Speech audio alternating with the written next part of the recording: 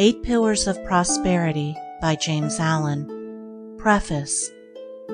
It is popularly supposed that a greater prosperity for individuals or nations can only come through political and social reconstruction. This cannot be true apart from the practice of the moral virtues in the individuals that comprise a nation. Better laws and social conditions will always follow a higher realization of morality among the individuals of a community, but no legal enactment can give prosperity to, nay, it cannot prevent the ruin of, a man or a nation that has become lax and decadent in the pursuit and practice of virtue. The moral virtues are the foundation and support of prosperity, as they are the soul of greatness. They endure forever, and all the works of a man which endure are built upon them. Without them there is neither strength, stability, nor substantial reality, but only ephemeral dreams. To find moral principles is to have found prosperity, greatness, truth, and is therefore to be strong, valiant, joyful, and free. Chapter 1. 8 Pillars. Prosperity rests upon a moral foundation. It is popularly supposed to rest upon an immoral foundation, that is, upon trickery, sharp practice, deception, and greed. One commonly hears even an otherwise intelligent man declare that no man can be successful in business unless he is dishonest, thus regarding business prosperity, a good thing, as the effect of dishonesty, a bad thing. Such a statement is superficial and thoughtless, and reveals a total lack of knowledge of moral causation, as well as a very limited grasp of the facts of life. It is as though one should sow henbane and reap spinach, or erect a brick house on a quagmire, things impossible in the natural order of causation, and therefore not to be attempted. The spiritual or moral order of causation is not different in principle, but only in nature. The same law obtains in things unseen, in thoughts and deeds, as in things seen, in natural phenomena. Man sees the processes in natural objects, and acts in accordance with them, but not seeing the spiritual processes, he imagines that they do not obtain, and so he does not act in harmony with them. Yet these spiritual processes are just as simple and just as sure as the natural processes. They are indeed the same natural modes manifesting in the world of mind. All the parables and a large number of the sayings of the great teachers are designed to illustrate this fact. The natural world is the mental world made visible. The seen is the mirror of the unseen. The upper half of a circle is in no way different from the lower half, but its sphericity is reversed.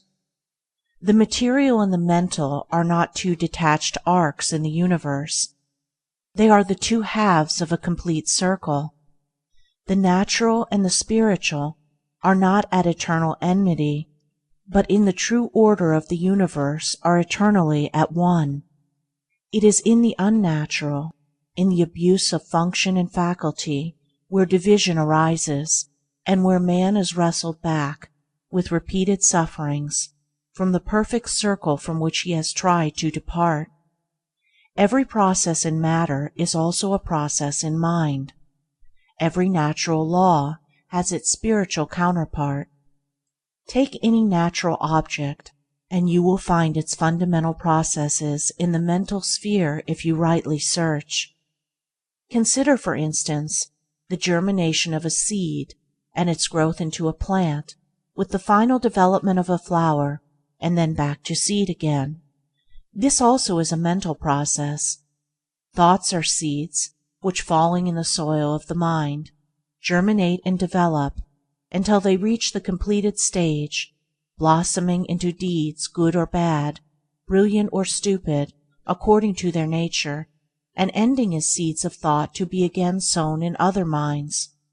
A teacher is a sower of seed, a spiritual agriculturist. while he who teaches himself is the wise farmer of his own mental plot. The growth of a thought is as the growth of a plant. The seed must be sown seasonably, and time is required for its full development into the plant of knowledge and the flower of wisdom.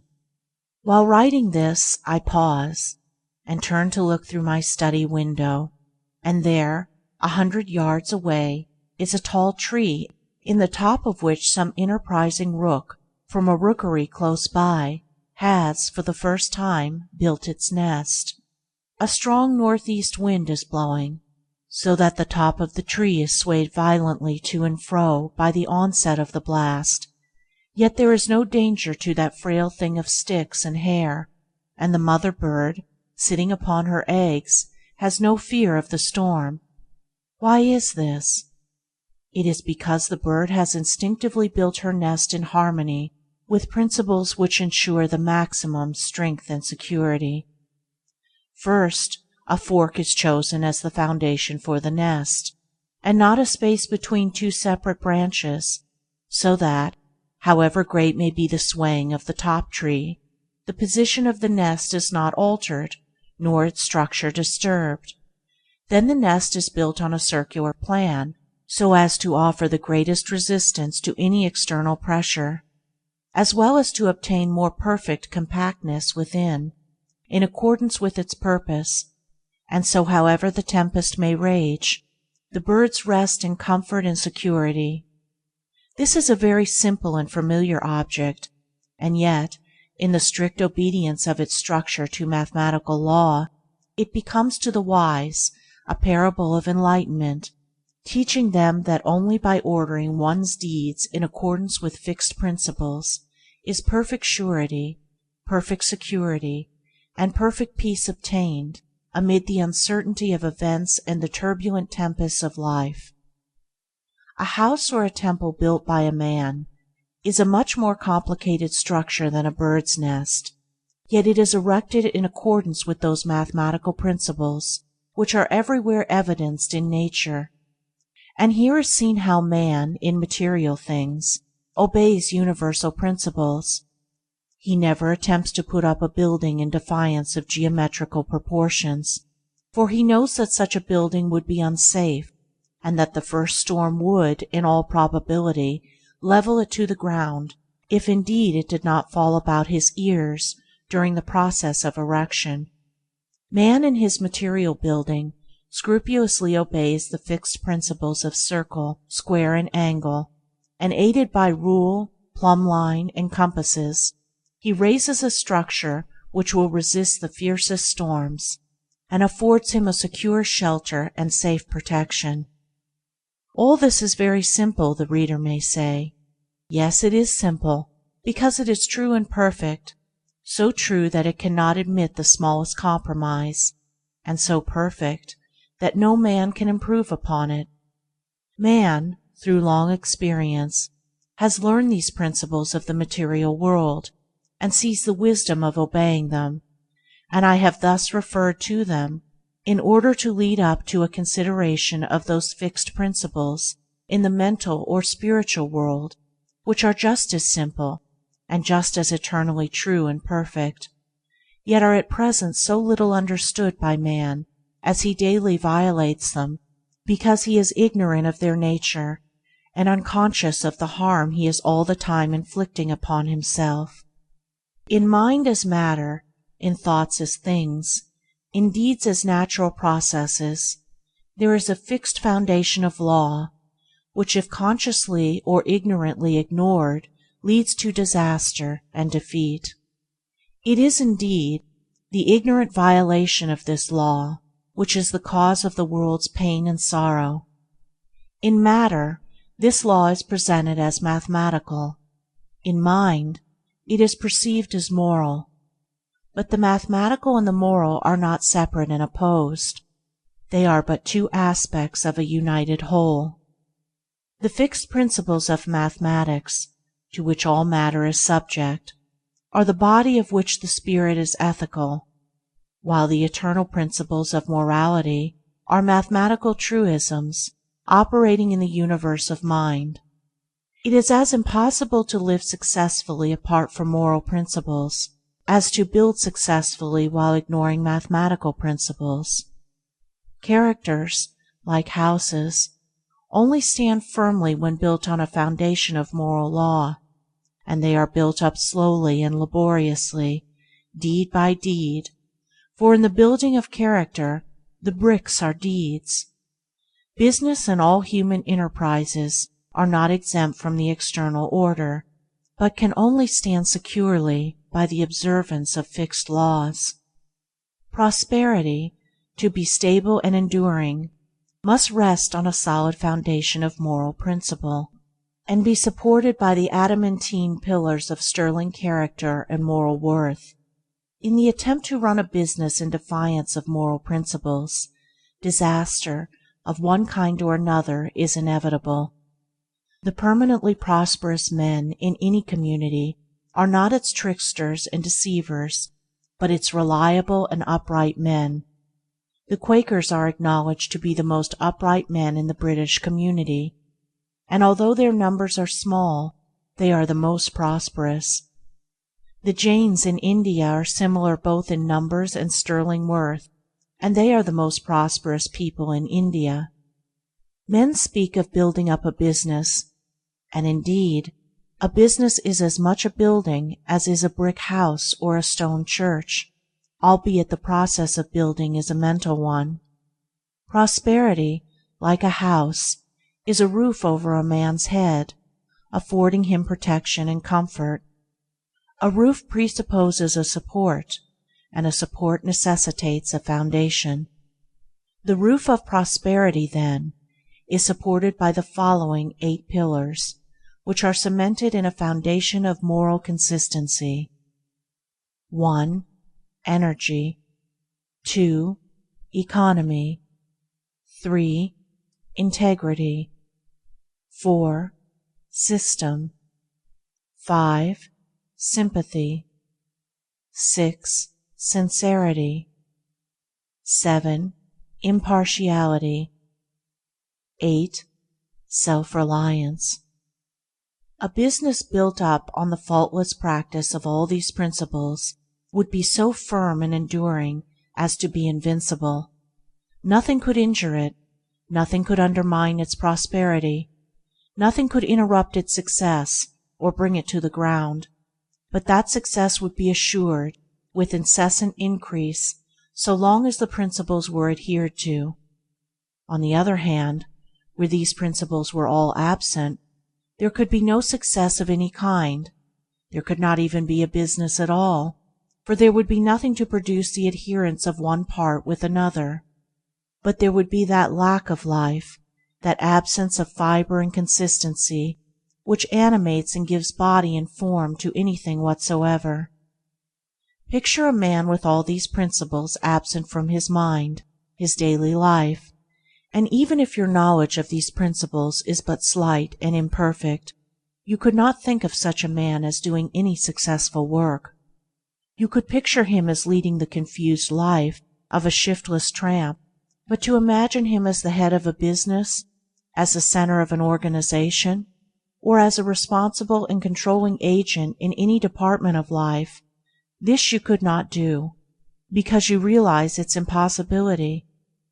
The fact that no one of moderate morality and intelligence can think of such a man as commanding any success should, to all those who have not yet grasped the import of these principles, and therefore declare that morality is not a factor, but rather a hindrance in prosperity, be a sound proof to them that their conclusion is totally wrong, for if it was right, then the greater the lack of these moral principles, the greater would be the success. These 8 principles, then, in greater or lesser degree, are the causative factors in all success of whatsoever kind. Underneath all prosperity they are the strong supports, and howsoever appearances may be against such a conclusion, a measure of them informs and sustains every effort which is crowned with that excellence which men name success. It is true that comparatively few successful men practice, in their entirety and perfection, all these 8 principles, but there are those who do, and they are the leaders, teachers, and guides of men, the supports of human society, and the strong pioneers of human evolution. But while few achieve that moral perfection which ensures the acme of success, all lesser successes come from the partial observance of these principles, which are so powerful in the production of good results that even perfection in any 2 or 3 of them alone is sufficient to ensure an ordinary degree of prosperity, and maintain a measure of local influence at least for a time, while the same perfection in 2 or 3, with partial excellence in all or nearly all the others, will render permanent that limited success and influence which will necessarily grow and extend in exact ratio with a more intimate knowledge and practice of those principles which at present are only partially incorporated in the character. The boundary lines of a man's morality mark the limits of his success. So true is this that to know a man's moral status would be to mathematically gauge, his ultimate success or failure. The temple of prosperity only stands in so far as it is supported by its moral pillars, and as they are weakened, it becomes insecure in so far as they are withdrawn. It crumbles away and totters to ruin. Ultimate failure and defeat are inevitable where moral principles are ignored or defied, inevitable in the nature of things as cause and effect. As a stone thrown upward returns to the earth, so every deed, good or bad, returns upon him that set it forth. Every unmoral or immoral act frustrates the end at which it aims, and every such succeeding act puts it further and further away as an achieved realization. On the other hand, every moral act is another solid brick in the temple of prosperity, another round of strength and sculptured beauty in the pillars which support it. Individuals, families, nations grow and prosper in harmony with their growth in moral strength and knowledge. They fall and fail in accordance with their moral decadence. Mentally, as physically, only that which has form and solidity can stand and endure. The unmoral is nothingness, and from it nothing can be formed. It is the negation of substance. The immoral is destruction. It is the negation of form. It is a process of spiritual denudation. While it undermines and disintegrates, it leaves the scattered material ready for the wise builder to put it into form again, and the wise builder is morality. The moral substance, form, and building power in one. Morality always builds up and preserves, for that is its nature, being the opposite of immorality, which always breaks down and destroys. Morality is the master builder everywhere, whether in individuals or nations. Morality is invincible, and he who stands upon it to the end stands upon an impregnable rock, so that his defeat is impossible, his triumph is certain.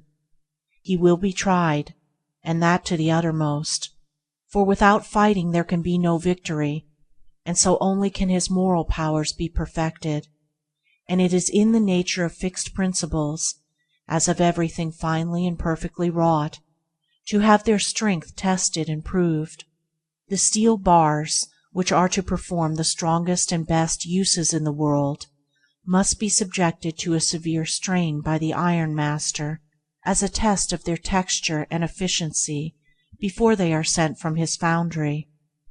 The brickmaker throws aside the bricks which have given way under the severe heat. So he who is to be greatly and permanently successful will pass through the strain of adverse circumstances and the fire of temptation, with his moral nature not merely undermined, but strengthened and beautified. He will be like a bar of well-wrought steel, fit for the highest use, and the universe will see, as the ironmaster his finely wrought steel, that the use does not escape him. Immorality is assailable at every point, and he who tries to stand upon it sinks into the morass of dissolution. Even while his efforts seem to stand, they are crumbling away. The climax of failure is inevitable. While the immoral man is chuckling over his ill-gotten gains, there is already a hole in his pocket through which his gold is falling. While he who begins with morality, yet deserts it for gain in the hour of trial, is like the brick which breaks on the first application of heat, he is not fit for use, and the universe casts him aside, yet not finally, for he is a being and not a brick, and he can live and learn, can repent and be restored. Moral force is the life of all successes, and the sustaining element in all prosperity. But there are various kinds of successes, and it is frequently necessary that a man should fail in one direction that he may reach up to a greater and more far-reaching success. If, for instance, a literary, artistic, or spiritual genius should begin by trying to make money, it may be, and often is, to his advantage and the betterment of his genius that he should fail therein, so that he may achieve that more sublime success wherein lies his real power. Many a millionaire would doubtless be willing to barter his millions for the literary success of a Shakespeare or the spiritual success of a Buddha, and would thereby consider that he had made a good bargain. Exceptional spiritual success is rarely accompanied with riches, yet financial success cannot in any way compare with it in greatness and grandeur. But I am not, in this book, dealing with the success of the saint or spiritual genius, but with that success which concerns the welfare, well-being, and happiness of the broadly average man and woman, in a word, with the prosperity which, while being more or less connected with money, being present and temporal, yet is not confined thereto, but extends to and embraces all human activities, and which particularly relates to that harmony of the individual with his circumstances which produces that satisfaction called happiness and that comfort known as prosperity. To the achievement of this end, so desirable to the mass of mankind, let us now see how the 8 principles operate, how the roof of prosperity is raised and made secure upon the pillars by which it is supported. Chapter 2. First Pillar. Energy. Energy is the working power in all achievement. Inert coal converts it into fire, and water transmutes it into steam. It vivifies and intensifies the commonest talent until it approaches to genius, and when it touches the mind of the dullard, it turns into a living fire that which before was sleeping in inertia. Energy is a moral virtue, its opposing vice being laziness. As a virtue, it can be cultivated, and the lazy man can become energetic by forcibly arousing himself to exertion. Compared with the energetic man, the lazy man is half alive. Even while the latter is talking about the difficulty of doing a thing, the former is doing it. The active man has done a considerable amount of work before the lazy man has roused himself from sleep. While the lazy man is waiting for an opportunity, the active man has gone out and met and utilized half a dozen opportunities. He does things while the other is rubbing his eyes. Energy is one of the primary forces. Without it nothing can be accomplished. It is the basic element in all forms of action. The entire universe is a manifestation of tireless, though inscrutable, energy. Energy is, indeed, life, and without it there would be no universe, no life. When a man has ceased to act, when the body lies inert, and all the functions have ceased to act, then we say he is dead, and in so far as a man fails to act, he is so far dead. Man, physically and mentally, is framed for action, and not for swinish ease. Every muscle of the body, being a lever for exertion, is a rebuke to the lazy man. Every bone and nerve is fashioned for resistance. Every function and faculty is there for a legitimate use. All things have their end in action. All things are perfected in use. This being so, there is no prosperity for the lazy man, no happiness, no refuge and no rest. For him there is not even the ease which he covets, for he at last becomes a homeless outcast, a troubled, harried, despised man, so that the proverb wisely puts it, "The lazy man does the hardest work." In that avoiding the systematic labor of skill, he brings upon himself the hardest lot. Yet energy misapplied is better than no energy at all. This is powerfully put by St. John in the words, "I would have you either hot or cold. If you are lukewarm, I will spew you out of my mouth." The extremes of heat and cold here symbolize the transforming agency of energy in its good and bad aspects. The lukewarm stage is colorless, lifeless, useless. It can scarcely be said to have either virtue or vice, and is merely barren, empty, fruitless. The man who applies his abounding energy to bad ends has, at the very power with which he strives to acquire his selfish ends, will bring upon him such difficulties, pains, and sorrows that will compel him to learn by experience, and so at last to refashion his base of action. At the right moment he will turn round and cut new and proper channels for the outflow of his power, and he will then be just as strong and good as he was formerly in evil. The truth is beautifully crystallized in the old proverb, "The greater the sinner, the greater the saint." Energy is power, and without it there will be no accomplishment. There will not even be virtue, for virtue does not consist of not doing evil, but also, primarily, of doing good. There are those who try, yet fail through insufficient energy. Their efforts are too feeble to produce positive results. Such are not vicious, and because they never do any deliberate harm, are usually spoken of as good men that fail. But to lack the initiative to do harm is not to be good, it is only to be weak and powerless. He who is truly a good man, having the power to do evil, yet chooses to direct his energies in ways that are good. Without a considerable degree of energy, therefore, there will be no moral power. What good there is will be latent and sleeping. There will be no going forth of good, just as there can be no mechanical motion without the motive power. Energy is the informing power in all doing in every department of life, whether it be along material or spiritual lines. The call to action, which comes not only from the soldier, but from the lips or pen of every teacher in every grade of thought, is a call to men to rouse their sleeping energy, and to do vigorously the task in hand. Even the men of contemplation and meditation never cease to rouse their disciples to exertion in meditative thought.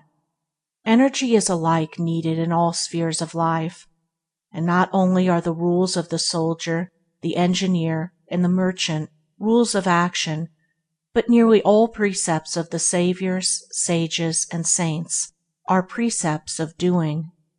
The advice of one of the great teachers to his disciples, "Keep wide awake," tersely expresses the necessity for tireless energy if one's purpose is to be accomplished, and is equally good advice to the salesman as to the saint. Eternal vigilance is the price of liberty, and liberty is the reaching of one's fixed end. It was the same teacher that said, "If anything is to be done, let a man do it at once, let him attack it vigorously." The wisdom of this advice is seen when it is remembered that action is creative, that increase and development follow upon legitimate use. To get more energy, we must use to the full that which we already possess. Only to him that is given, only to him that puts his hand vigorously to some task, does power and freedom come. But energy, to be productive, must not only be directed towards good ends, it must be carefully controlled and conserved.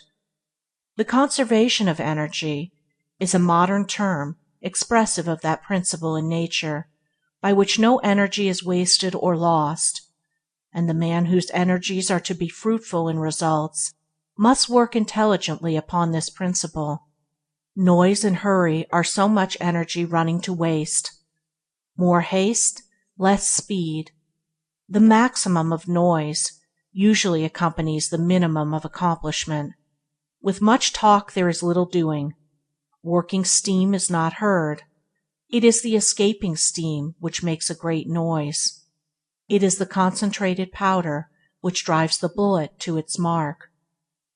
In so far as a man intensifies his energies by conserving them and concentrating them upon the accomplishment of his purpose, just so far does he gain quietness and silence, in repose and calmness. It is a great delusion that noise means power. There is no great baby than the blustering boaster. He is but an infant mentally, and having no strength to do anything, and no work to show, he tries to make up for it by loudly proclaiming what he has done, or could do. Still waters run deep, and the great universal forces are inaudible. Where calmness is, there is the greatest power. Calmness is the sure indication of a strong, well-trained, patiently disciplined mind. The calm man knows his business, be sure of it. His words are few, but they tell. His schemes are well planned, and they work true, like a well-balanced machine. He sees a long way ahead, and makes straight for his object. The enemy, difficulty, he converts into a friend, and makes profitable use of him, for he has studied well how to agree with his adversary while he is in the way with him. Like a wise general, he has anticipated all emergencies. Indeed, he is the man who is prepared beforehand. In his meditations, in the counsels of his judgment, he has conferred with causes, and has caught the bent of all contingencies. He is never taken by surprise, is never in a hurry, is safe in the keeping of his own steadfastness, and is sure of his ground. You may think you have got him, only to find, the next moment, that you have tripped in your haste, and that he has got you, or rather that you, wanting calmness, have hurried yourself into the dilemma which you have prepared for him. Your impulse cannot do battle with his deliberation, but is foiled by the first attack. Your uncurbed energy cannot turn aside the wisely directed steam of his concentrated power.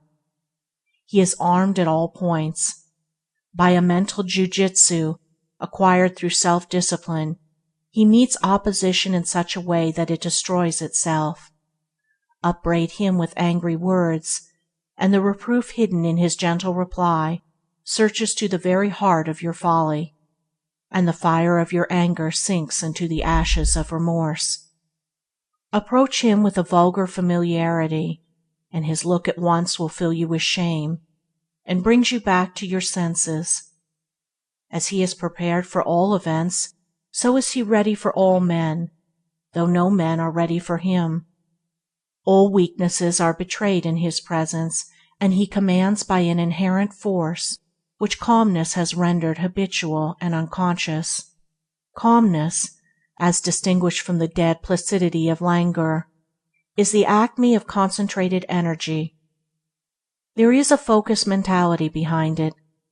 In agitation and excitement the mentality is dispersed. It is irresponsible, and is without force or weight. The fussy, peevish, irritable man has no influence. He repels and not attracts. He wonders why his easy-going neighbor succeeds and is sought after, while he, who is always hurrying, worrying, and troubling the miscalls, is striving, falls, and is avoided. His neighbor, being a calmer man, is not more easy-going, but more deliberate, gets through more work, does it more skillfully, and is more self-possessed and manly. This is the reason of his success and influence. His energy is controlled and used, while the other man's energy is dispersed and abused. Energy, then, is the first pillar in the temple of prosperity, and without it, as the first and most essential equipment, there can be no prosperity. No energy means no capacity. There is no manly self-respect and independence. Amongst the unemployed, there will be found many who are unemployable through sheer lack of this first essential work of energy. The man that stands many hours a day at a street corner with his hands in his pockets and a pipe in his mouth, waiting for someone to treat him to a glass of beer, is little likely to find employment, or to accept it should it come to him.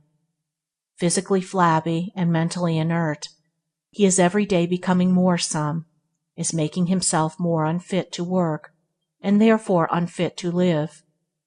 The energetic man may pass through temporary periods of unemployment and suffering, but it is impossible for him to become one of the permanently unemployed. He will either find work or make it, for inertia is painful to him, and work is a delight, and he who delights in work will not long remain unemployed. The lazy man does not wish to be employed. He is in his element while doing nothing. His chief study is how to avoid exertion. To vegetate in semi-torpor is his idea of happiness. He is unfit and unemployable. Even the extreme socialist, who places all unemployment at the door of the rich, would discharge a lazy, neglectful, and unprofitable servant, and so add one more to the arm of the unemployed, for laziness is one of the lowest vices repulsive to all active, right-minded men. But energy is a composite power. It does not stand alone. Involved in it are qualities which go into the making of vigorous character and the production of prosperity. Mainly, these qualities are contained in the four following characteristics: 1. Promptitude. 2. Vigilance. 3. Industry. 4. Earnestness. The pillar of energy is therefore a concrete mass, composed of these four tenacious elements. They are thorough, enduring, and are calculated to withstand the wildest weather of adversity. They are all make for life, power, capacity, and progress. Promptitude is valuable possession. It begets reliability. People who are alert, prompt, and punctual are relied upon. They can be trusted to do their duty, and to do it vigorously and well. Masters who are prompt are a tonic to their employees, and a whip to those who are inclined to shirk. They are a means of wholesome discipline to those who would not otherwise discipline themselves. Thus, while aiding their own usefulness and success, they contribute to the usefulness and success of others. The perfunctory worker, who is ever procrastinating and is always behind time, becomes a nuisance, if not to himself, to others, and his services come to be regarded as of little economic value. Deliberation and dispatch, handmaids of promptitude, are valuable aids in the achievement of prosperity. In ordinary business channels, alacrity is a saving power, and promptness spells profit.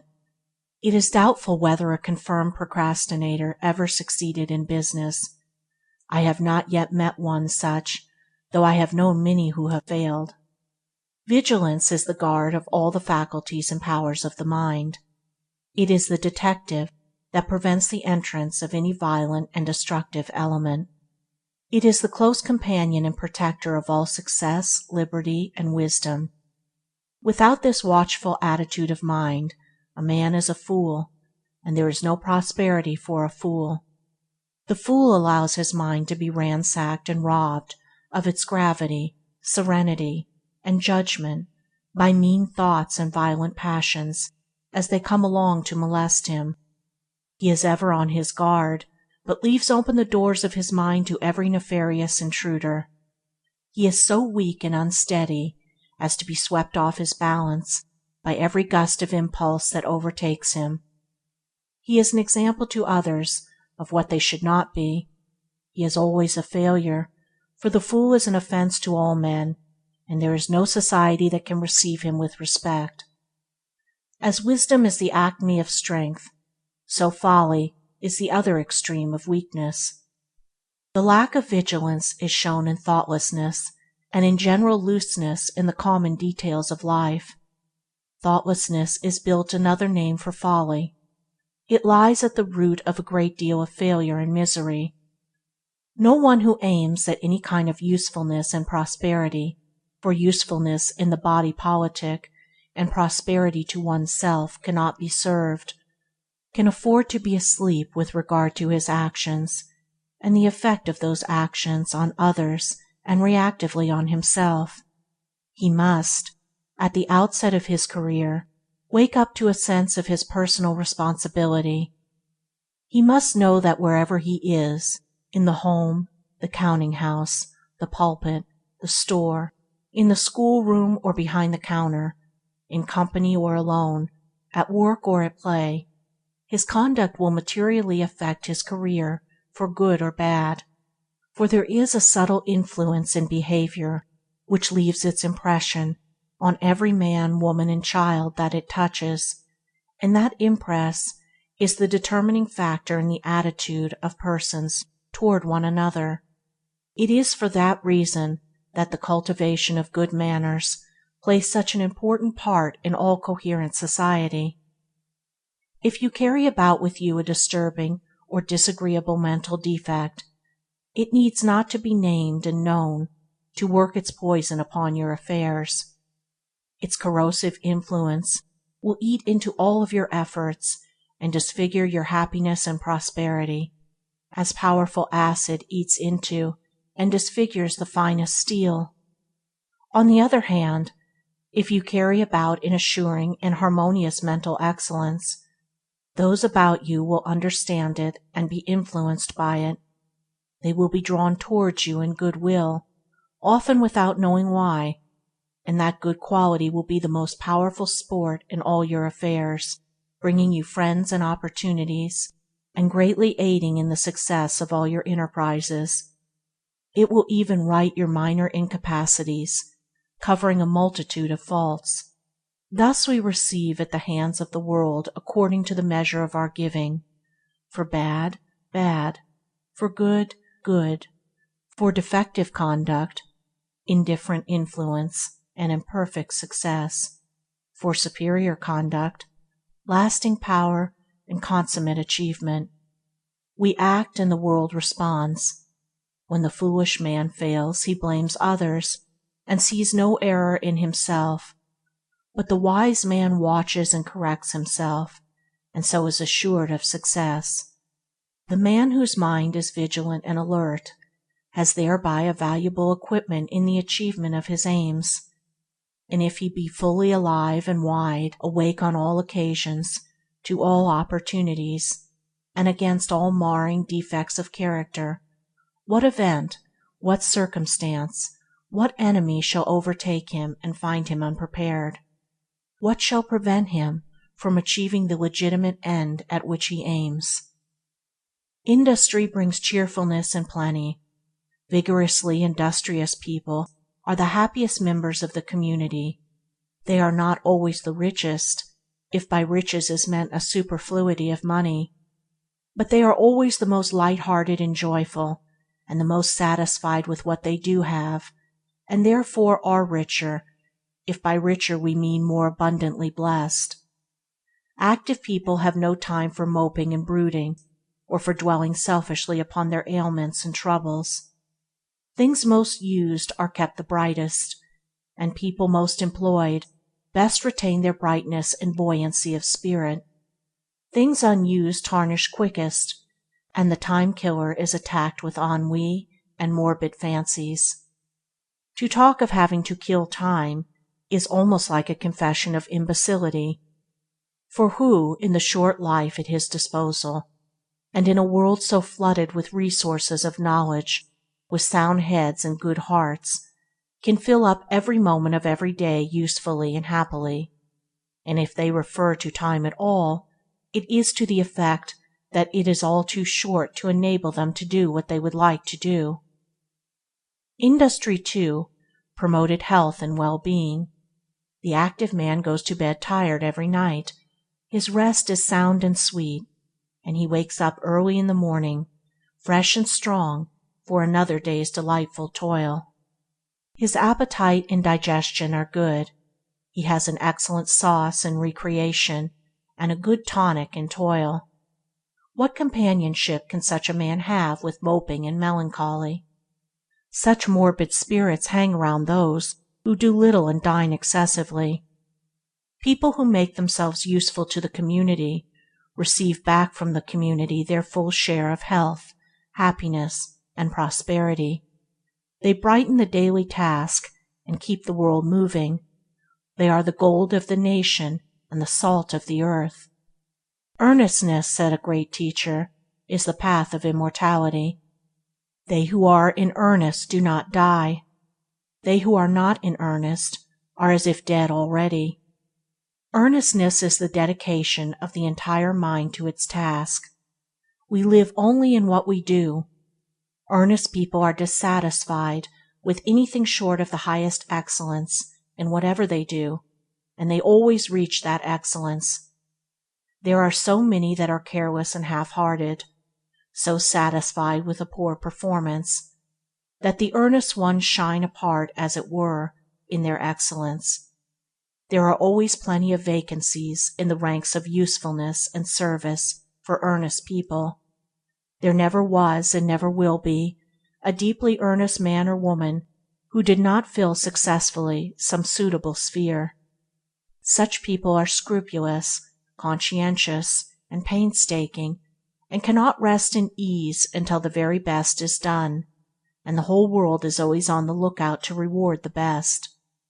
It stands ready to pay the full price, whether in fame, money, friends, influence, happiness, scope, or life, for that which is of surpassing excellence, whether it be in things material, intellectual, or spiritual.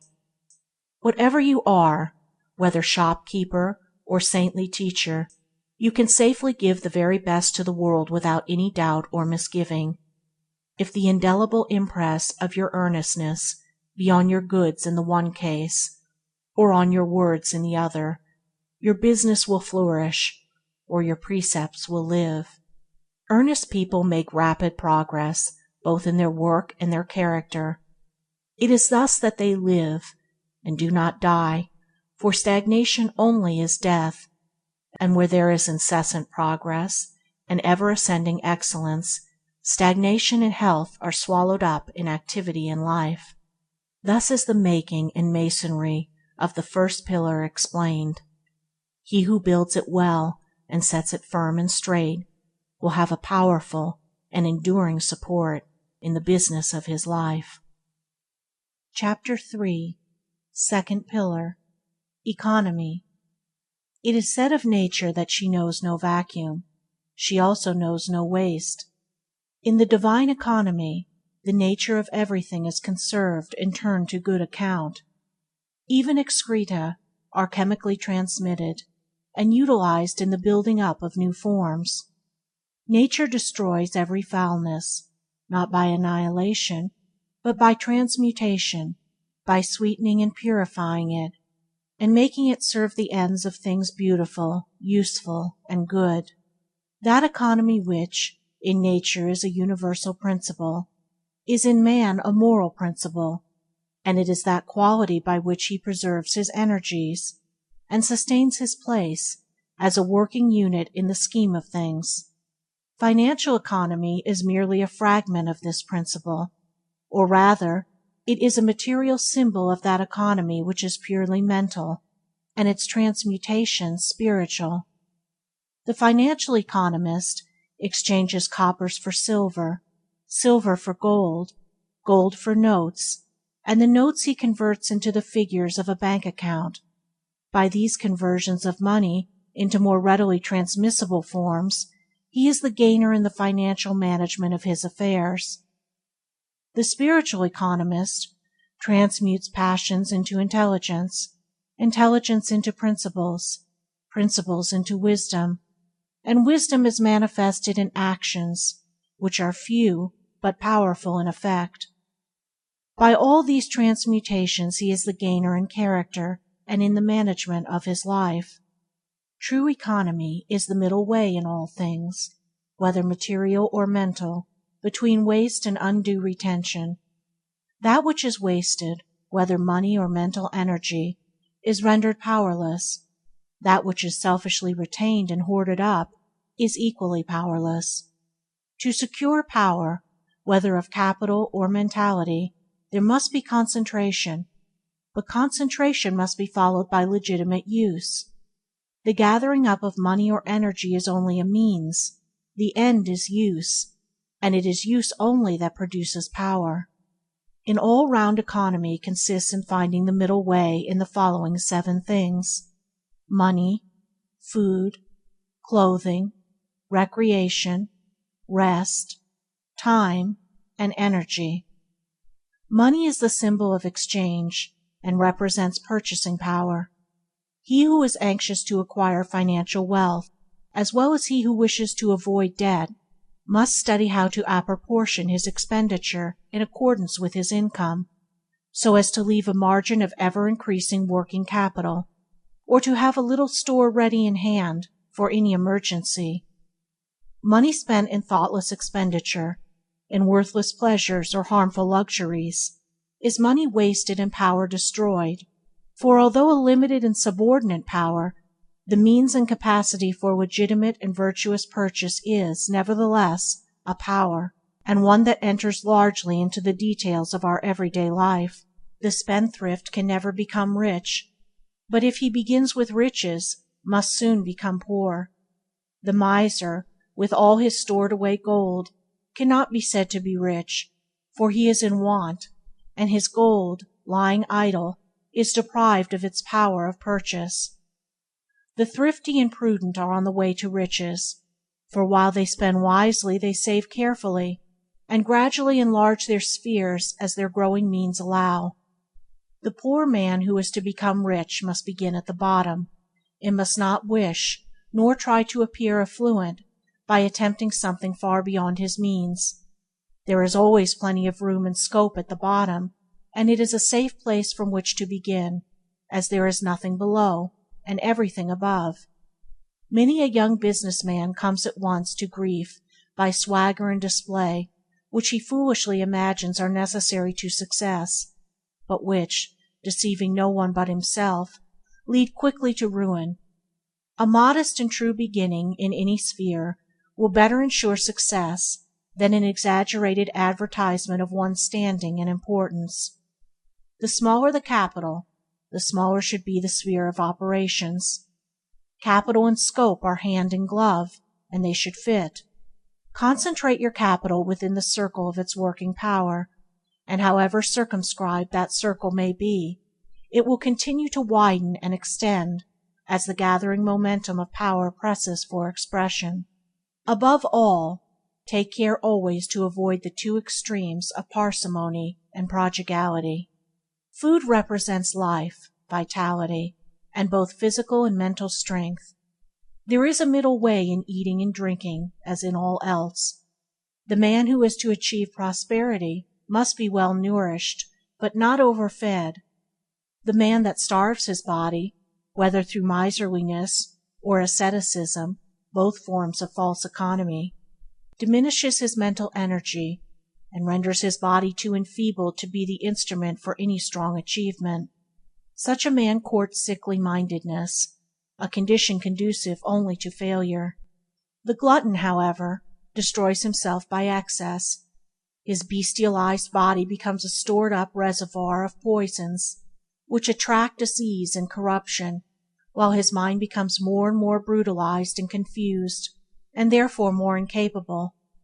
Gluttony is one of the lowest and most animal vices, and is obnoxious to all who pursue a moderate course. The best workers and most successful men are they who are most moderate in eating and drinking.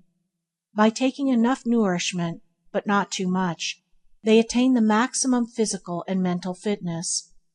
Being thus well equipped by moderation, they are enabled to vigorously and joyfully fight the battle of life. Clothing is covering and protection for the body, though it is frequently wrested from this economic purpose and made a means of vain display. The two extremes to be avoided here are negligence and vanity. Custom cannot and need not be ignored, and cleanliness is all important. The ill-dressed, unkempt man or woman invites failure and loneliness. A man's dress should harmonize with his station in life, and should be of good quality, and be well made and appropriate. Clothing should not be cast aside while comparatively new, but should be well worn. If a man be poor, he will not lose in either self-respect or the respect of others by wearing threadbare clothing, if it be clean, and his whole body be clean and neat. But vanity, leading to excessive luxury in clothing, is a vice which should be studiously avoided by virtuous people. I know a lady who has 40 dresses in her wardrobe, also a man who had 20 walking sticks, about the same number of hats, and some dozen mackintoshes, while another had some 20 or 30 pairs of boots. Rich people who thus squander money on piles of superfluous clothing are courting poverty, for it is waste, and waste leads to want. The money so heedlessly spent could be better used, for suffering abounds, and charity is noble. An obtrusive display in clothing and jewelry bespeaks a vulgar and empty mind.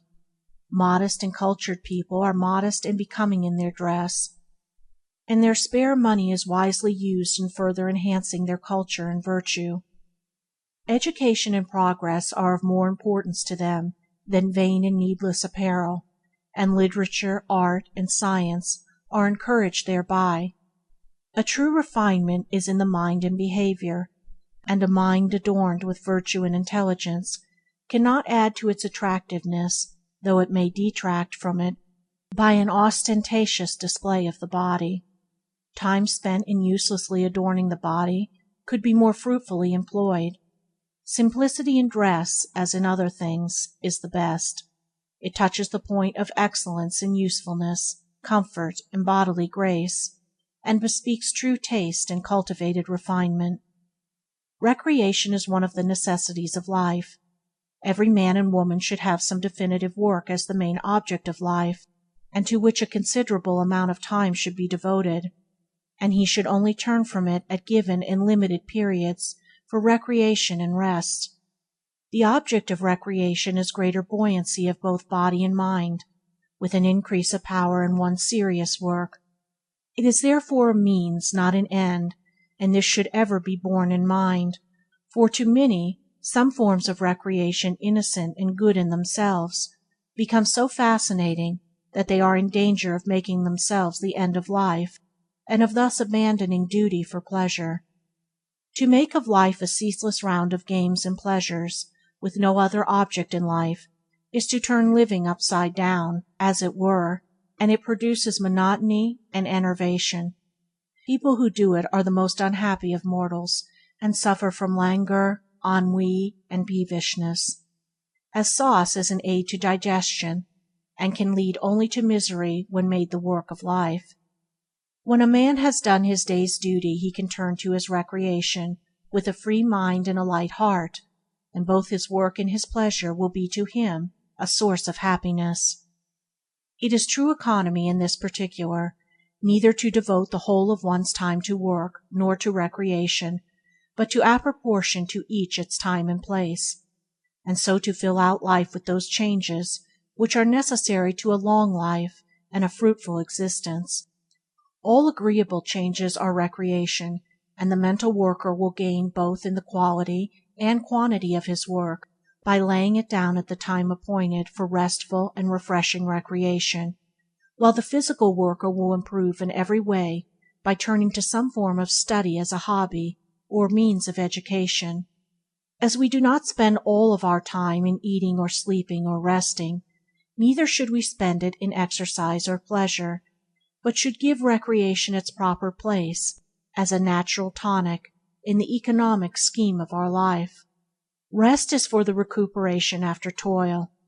Every self-respecting human should do sufficient work every day to make his sleep restful and sweet, and his rising up fresh and bright.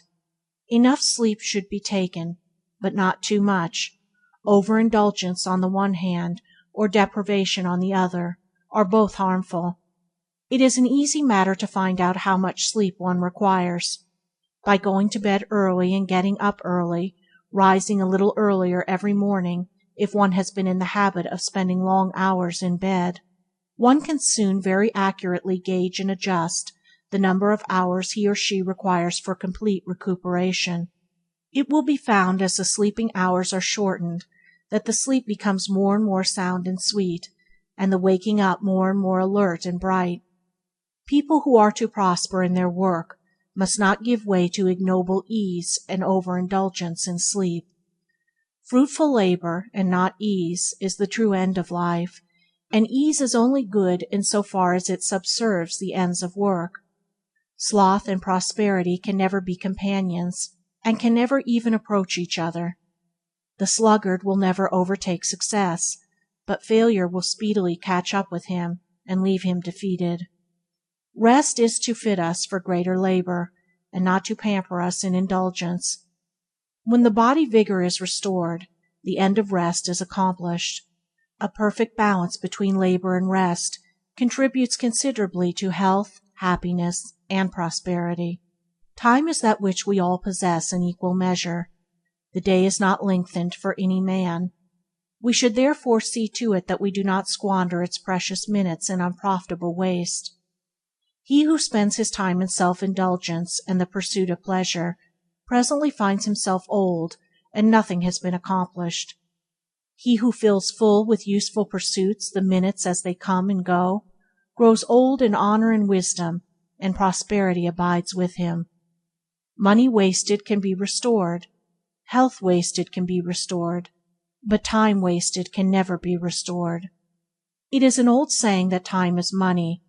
It is, in the same way, health and strength and talent and genius and wisdom, in accordance with the manner in which it is used, and to properly use it, the minutes must be seized upon as they come, for once they pass they can never be recalled. The day should be divided into portions, and everything, work, leisure, meals, recreation, should be attended to in its proper time, and the time of preparation should not be overlooked or ignored.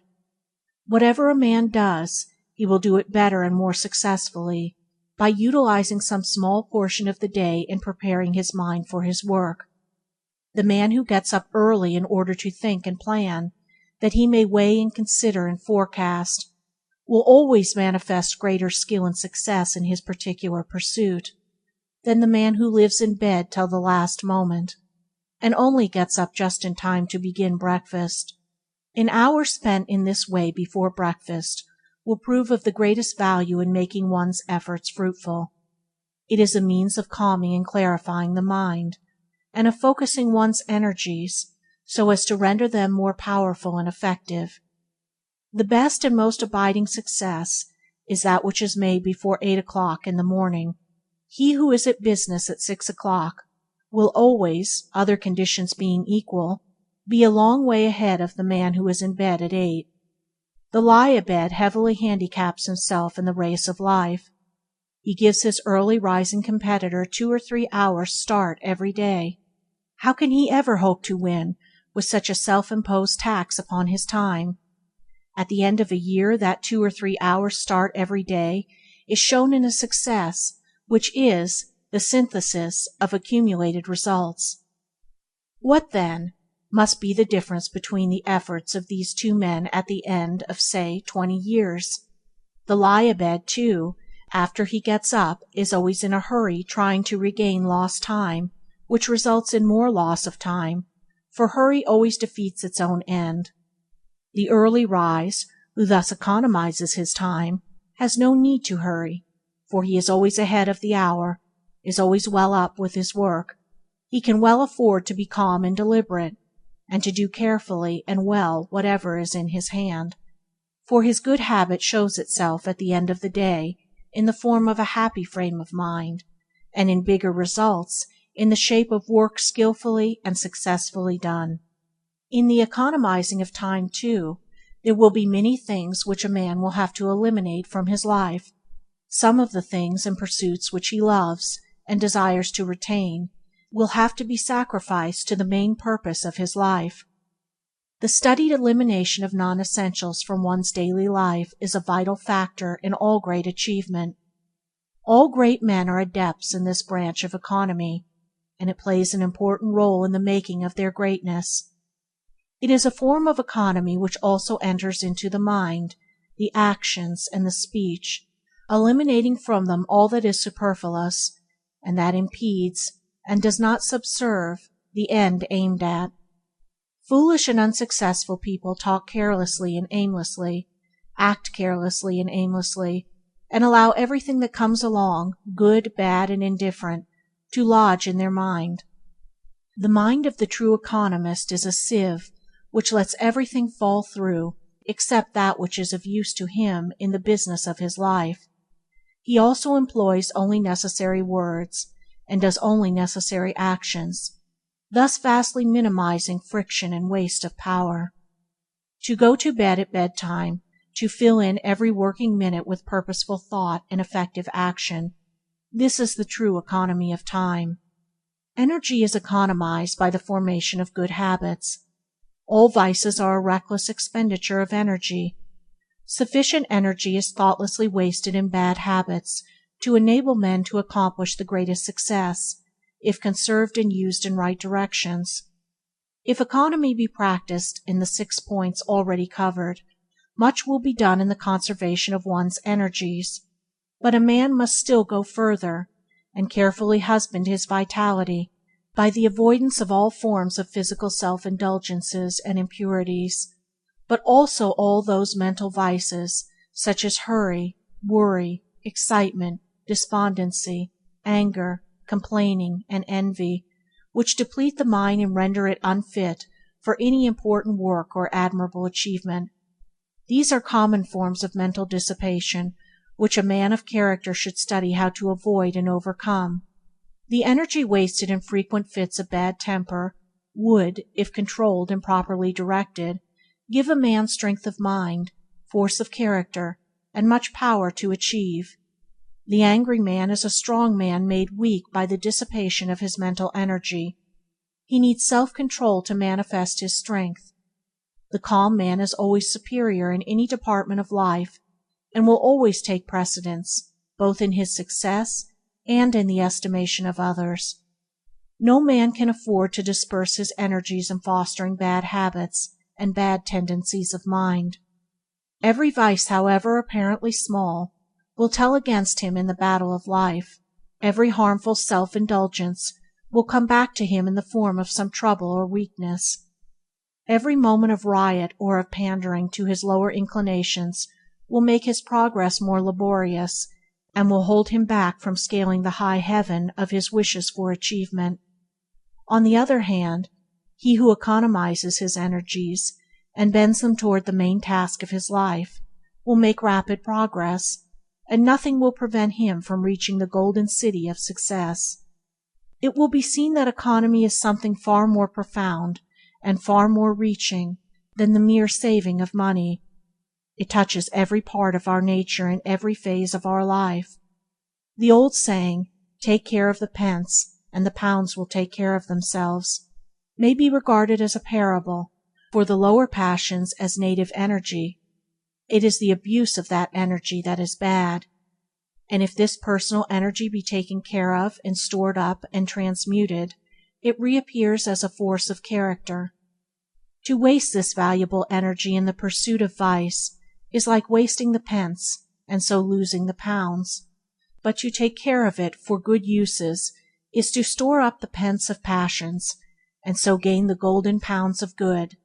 Take care, therefore, of the lower energies, and the higher achievements will take care of themselves.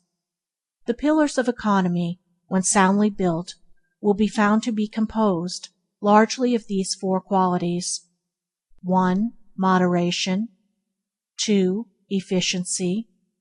3. Resourcefulness. 4. Originality. Moderation is the strong core of economy.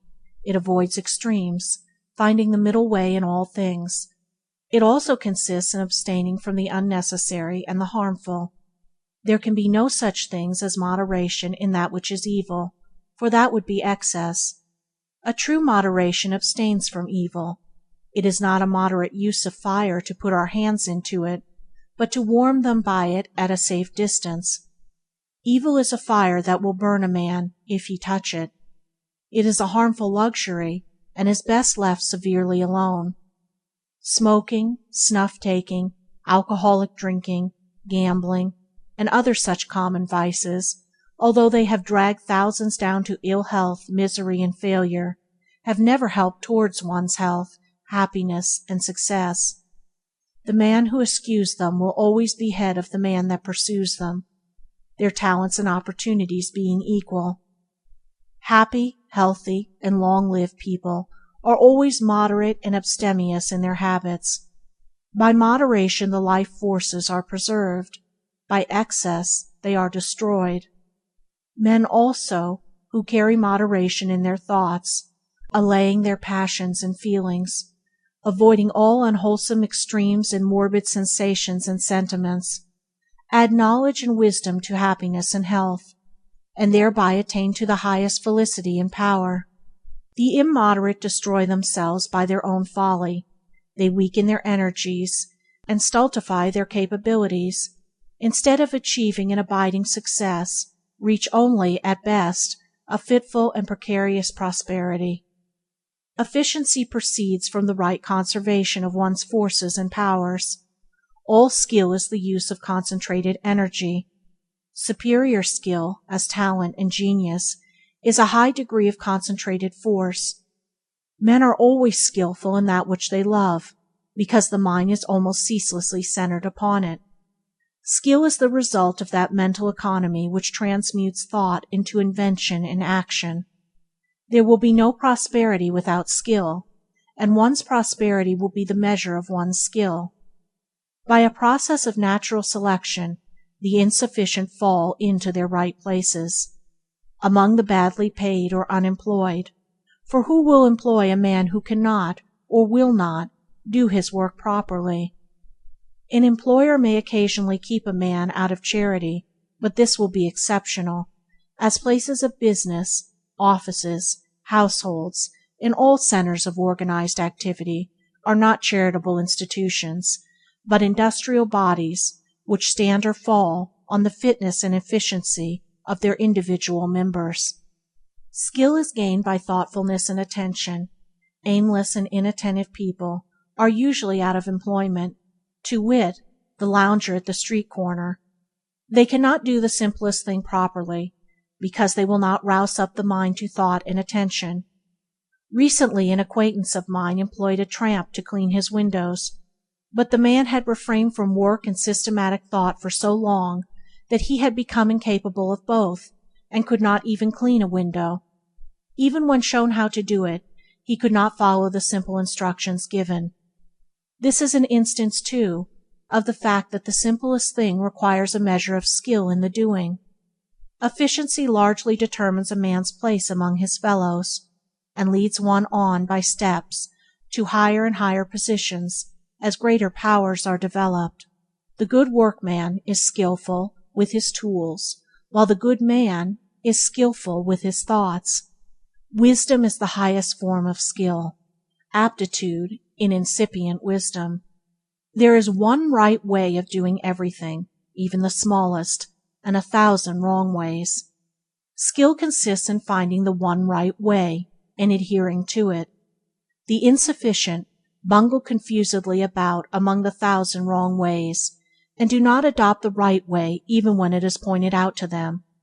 They do this in some cases because they think, in their ignorance, that they know best, thereby placing themselves in a position where it becomes impossible to learn, even though it be only to learn how to clean a window or sweep a floor. Thoughtlessness and inefficiency are all too common. There is plenty of room in the world for thoughtful and efficient people. Employers of labor know how difficult it is to get the best workmanship. The good workman, whether with his tools or brain, whether with speech or thought, will always find a place for the exercise of his skill. Resourcefulness is the outcome of efficiency. It is an important element in prosperity, for the resourceful man is never confounded. He may have many falls, but he will always be equal to the occasion, and will be on his feet again immediately. Resourcefulness has its fundamental cause in the conservation of energy. It is energy transmuted. When a man cuts off certain mental or bodily vices which have been depleting him of his energy, what becomes of the energy so conserved? It is not lost or destroyed, for energy can never be lost or destroyed. It becomes productive energy. It reappears in the form of fruitful thought. The virtuous man is always more successful than the vicious man, because he is teeming with resources. His entire mentality is alive and vigorous, abounding with stored-up energy. What the vicious man wastes in barren indulgence, the virtuous man uses in fruitful industry. A new life and a new world, abounding with all fascinating pursuits and pure delights, open up to a man who shuts himself off from the old world of animal vice, and his place will be assured by the resources which will well up within him. Barren seed perishes in the earth.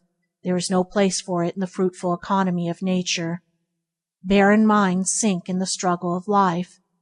Human society makes for good, and there is no room in it for the emptiness engendered by vice. But the barren mind will not sink forever. When it wills, it can become fruitful and regain itself. By the very nature of existence, by the eternal law of progress, the vicious man must fall. But having fallen, he can rise again. He can turn from vice to virtue, and stand, self-respecting and secure, upon his own resources. The resourceful men invent, discover, initiate. They cannot fail, for they are in the stream of progress. They are full of new schemes, new methods, new hopes, and their life is so much fuller and richer thereby. They are men of supple minds. When a man fails to improve his business, his work, his methods, he falls out of the line of progress, and has begun to fail. His mind has become stiff and inert, like the body of an aged man, and so fails to keep pace with the rapidly moving ideas and plans of resourceful minds. A resourceful mind is like a river which never runs dry, and which affords refreshment, and supplies new vigor in times of drought. Men of resources are men of new ideas, and men of new ideas flourish where others fade and decay. Originality is resourcefulness ripened and perfected. Where there is originality there is genius, and men of genius are the lights of the world. Whatever work a man does, he should fall back upon his own resources in the doing of it. While learning from others, he should not slavishly imitate them, but should put himself into his work, and so make it new and original.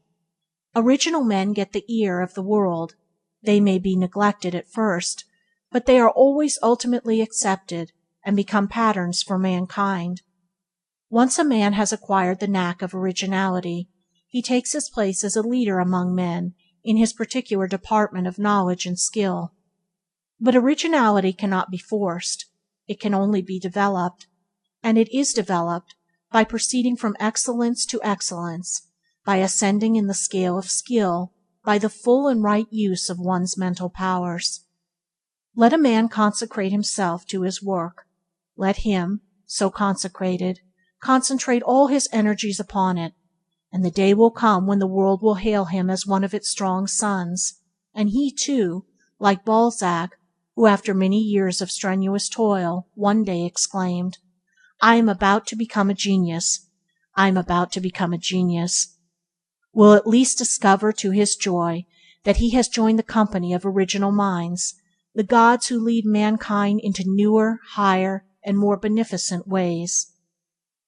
The composition of the second pillar is thus revealed. Its building awaits the ready man who will skillfully apply his mental energies. Chapter 4. Third Pillar. Integrity. There is no striking a cheap bargain with prosperity. It must be purchased, not only with intelligent labor, but with a moral force.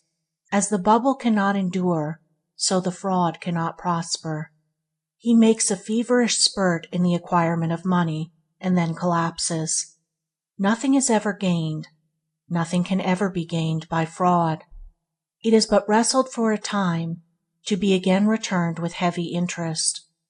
But fraud is not confined to the unscrupulous swindler. All who are getting, or trying to get, money without giving an equivalent are practicing fraud, whether they know it or not.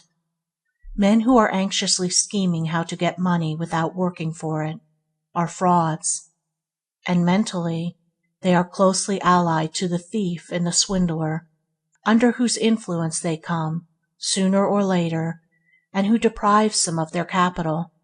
What is a thief but a man who carries to its logical extreme or later, and who deprives them of their capital? What is a thief but a man who carries it to its logical extreme, the desire to possess, without giving a just return, that is, unlawfully? The man that courts prosperity must, in all his transactions, whether material or mental, study how to give a just return for that which he receives. This is the great fundamental principle in all sound commerce, while in spiritual things it becomes the doing to others that which we would have them do to us, and applied to the forces of the universe it is scientifically stated in the formula, action and reaction are equal. Human life is reciprocal, not rapacious, and the man who regards all others as his legitimate prey will soon find himself stranded in the desert of ruin, far away from the path of prosperity. He is too far behind in the process of evolution to cope successfully with honest men. The fittest, the best, always survive, and he being the worst cannot therefore continue. His end, unless the change in time, is sure it is the goal, the filthy hovel, or the place of the deserted outcast. His efforts are destructive and not constructive, and he thereby destroys himself. It was Carlyle who, referring to Mohammed, being then universally regarded by Christians as an impostor, exclaimed, "An impostor found a religion. An impostor couldn't build a brick house. An impostor, a liar, a cheat, the man of dishonesty, cannot build, as he has neither tools nor material with which to build. He can no more build up a business, a character, a career, a success, than he can found a religion or build a brick house. He not only does not build, but all his energies are bent on undermining what others have built. But his being impossible, he undermines himself. Without integrity, energy and economy will at last fail, but aided by integrity, their strength will be greatly augmented. There is not an occasion in life in which the moral factor does not play an important part. Sterling integrity, wherever it is, stamps its hallmark on all transactions, and it does this because of its wonderful coherence and consistency and its invincible strength. For the man of integrity is in line with the fixed laws of things, not only with the fundamental principles on which human society rests, but with the laws which hold the vast universe together. Who shall set all these at naught? Who, then, shall undermine the man of unblemished integrity? He is like a strong tree whose roots are fed by perennial springs, and which no tempest can lay low.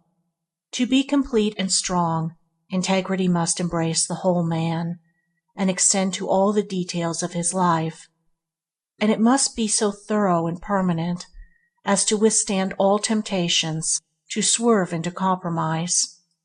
To fail in one point is to fail in all, and to admit under stress a compromise with falsehood, howsoever necessary and insignificant it may appear, is to throw down the shield of integrity. and to stand exposed to the onslaughts of evil. The man who works as carefully and conscientiously when his employer is away as when his eye is upon him will not long remain in an inferior position. Such integrity and duty in performing the details of his work will quickly lead him into the fertile regions of prosperity. The shirker, on the other hand, he who does not scruple or neglect his work when his employer is not about, thereby robbing his employer of the time and labor for which he is paid, will quickly come to the barren reign of unemployment, and will look in vain for needful labor. There will come a time, too, to the man who is not deeply rooted in integrity, when it will seem necessary to his prospects and prosperity that he should tell a lie or do a dishonest thing. I say to the man who is not deeply rooted in this principle, for a man of fixed and enlightened integrity knows that lying and dishonesty can never under any circumstance be necessary, and therefore he neither needs to be tempted in this particular, nor can he possibly be tempted, but the one so tempted must be able to cast aside the subtle insinuation of falsehood which in a time of indecision and perplexity arises within him, and he must stand firmly by the principle, being willing to lose and suffer rather than sink into obliquity. In this way only can he become enlightened concerning this moral principle, and discover the glad truth that integrity does not lead to loss and suffering, but to gain and joy, that honesty and deprivation are not and cannot be related as cause and effect. It is this willingness to sacrifice, rather than be untrue, that leads to enlightenment in all spheres of life, and the man who, rather than sacrifice some selfish aim, will lie or deceive, has forfeited his right to moral enlightenment, and takes his place lower down among the devotees of deceit, among the doers of shady transactions, than men of no character and no reputation. A man is not truly armored with integrity until he has become incapable of lying or deceiving either by gesture, word, or act, until he sees clearly, openly, and freed from all doubt the deadly effects of such moral turpitude. The man so enlightened is protected from all quarters, and he can no more be undermined by dishonest men than the sun can be pulled down from the heaven by madmen, and the arrows of selfishness and treachery that may be poured upon him will rebound from the strong armor of his integrity and the bright shield of his righteousness, leaving him unharmed and untouched. A lying tradesman will tell you that no man can thrive and be honest in these days of keen competition. How can such a man know this, seeing that he has never tried honesty? Moreover, such a man has no knowledge of honesty, and his statement is therefore a statement of ignorance, and ignorance and falsehood so blind a man that he foolishly imagines all are as ignorant and false as himself. I have known such tradesmen, and I have seen them come to ruin. I once heard a business man make the following statement in a public meeting: "No man can be entirely honest in business. He can only be approximately honest." He imagined that his statement revealed the condition of the business world. It did not. It revealed his own condition. He was merely telling his audience that he was a dishonest man, but his ignorance, moral ignorance, prevented him from seeing this. Approximate honesty is only another term for dishonesty. The man who deviated a little from the straight path will deviate more. He has no fixed principle of right, and is only thinking of his own advantage. That he persuades himself that his particular dishonesty is of a white and harmless kind, and that he is not so bad as his neighbor, is only one of the many forms of self-delusion which ignorance of moral principle creates. Right doing between men, in the varied relations and transactions of life, is the very soul of integrity. It includes, but is more than, honesty. It is the backbone of human society, and the support of human institutions. Without it there would be no trust, no confidence between men, and the business world would topple to its fall. As the liar thinks all men are liars, and treats them as such, so the man of integrity treats all men with confidence. He trusts them, and they trust him. His clear eye and open hand shame the creeping fraud, so that he cannot practice his fraud on him. As Emerson has so finely put it, trust men and they will be true to you, even though they may make an exception in your favor to all their rules of trade. The upright man by his very presence commands the morality of those about him, making them better than they were. Men are powerfully influenced by one another, and as good is more powerful than evil, the strong and good man both shames and elevates, by his contact, the weak and bad. The man of integrity carries about with him an unconscious grandeur which both awes and inspires. Having lifted himself above the petty, the mean, and the false, those coward vices slink from his presence in confusion.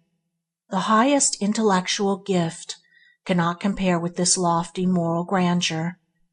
In the memory of men and the estimation of the world, the man of integrity occupies a higher place than the man of genius. Buckminster says, "The moral grandeur of an independent integrity is the sublimest thing in nature." It is the quality in man which produces heroes. The man of unswerving rectitude is, intrinsically, always a hero. It only needs the occasion to bring about the heroic element. He is always, too, possessed by a permanent happiness. The man of genius may be very unhappy, but not to the man of integrity. Nothing, nor sickness, nor calamity, nor death, can deprive him of that permanent satisfaction which inheres in uprightness. Rectitude leads straight to prosperity by 4 successive steps. First, the upright man wins the confidence of others. Second, having gained their confidence, they put trust in him. Third, this trust, never being violated, produces a good reputation, and fourth, a good reputation spreads further and further, and so brings about success. Dishonesty has the reverse effect. By destroying the confidence of others, it produces in them suspicion and mistrust, and these bring about a bad reputation, which culminates in failure. The pillars of integrity are held together by these 4 virile elements: 1. Honesty. 2. Fearlessness. 3. Purposefulness. 4. Invincibility. Honesty is the surest way to success. The day at last comes when the dishonest man repents in sorrow and suffering. But no man ever needs to repent of having been honest. Even when the honest man fails, as he does sometimes, through the lacking of other of these pillars, such as energy, economy, or system, his failure is not the grievous thing it is to the dishonest man, for he can always rejoice in the fact that he has never defrauded a fellow being. Even in his darkest hour, he finds repose in a clear conscience. Ignorant men imagine that dishonesty is a short cut to prosperity. That is why they practice it. The dishonest man is morally short-sighted, like the drunkard who sees the immediate pleasure of his habit, but not the ultimate degradation. He sees the immediate effect of a dishonest act, a larger profit, but not its ultimate outcome. He does not see that an accumulated number of such acts must inevitably undermine his character, and bring his business toppling upon its ears in ruin. While pocketing his gains, and thinking how cleverly and successfully he is imposing on others, he is all the time imposing on himself, and thus every coin gained must be paid back with added interest, and from this just retribution there is no possible loophole of escape. This moral gravitation is as sure and unvarying as the physical gravitation of a stone to the earth. The tradesman who demands of his assistants that they shall be, and misrepresents his goods to customers, is surrounding himself on all hands with suspicion, mistrust, and hatred. Even the moral weaklings, who carry out his instructions, despise him, while defiling themselves with his unclean work. How can success thrive in such a poisonous atmosphere? The spirit of ruin is already in such a business, and the day of his fall is ordained. An honest man may fail, but not because he is honest, and his failure will be honorable, and will not injure his character and reputation. His failure, too, resulting doubtless from his incapacity in the particular direction of his failure, will be a means of leading him into something more suited to his talents, and thus to ultimate success. Fearlessness accompanies honesty. The honest man has a clear eye and an unflinching gaze. He looks his fellowmen in the face, and his speech is direct and convincing. The liar and cheat hangs his head.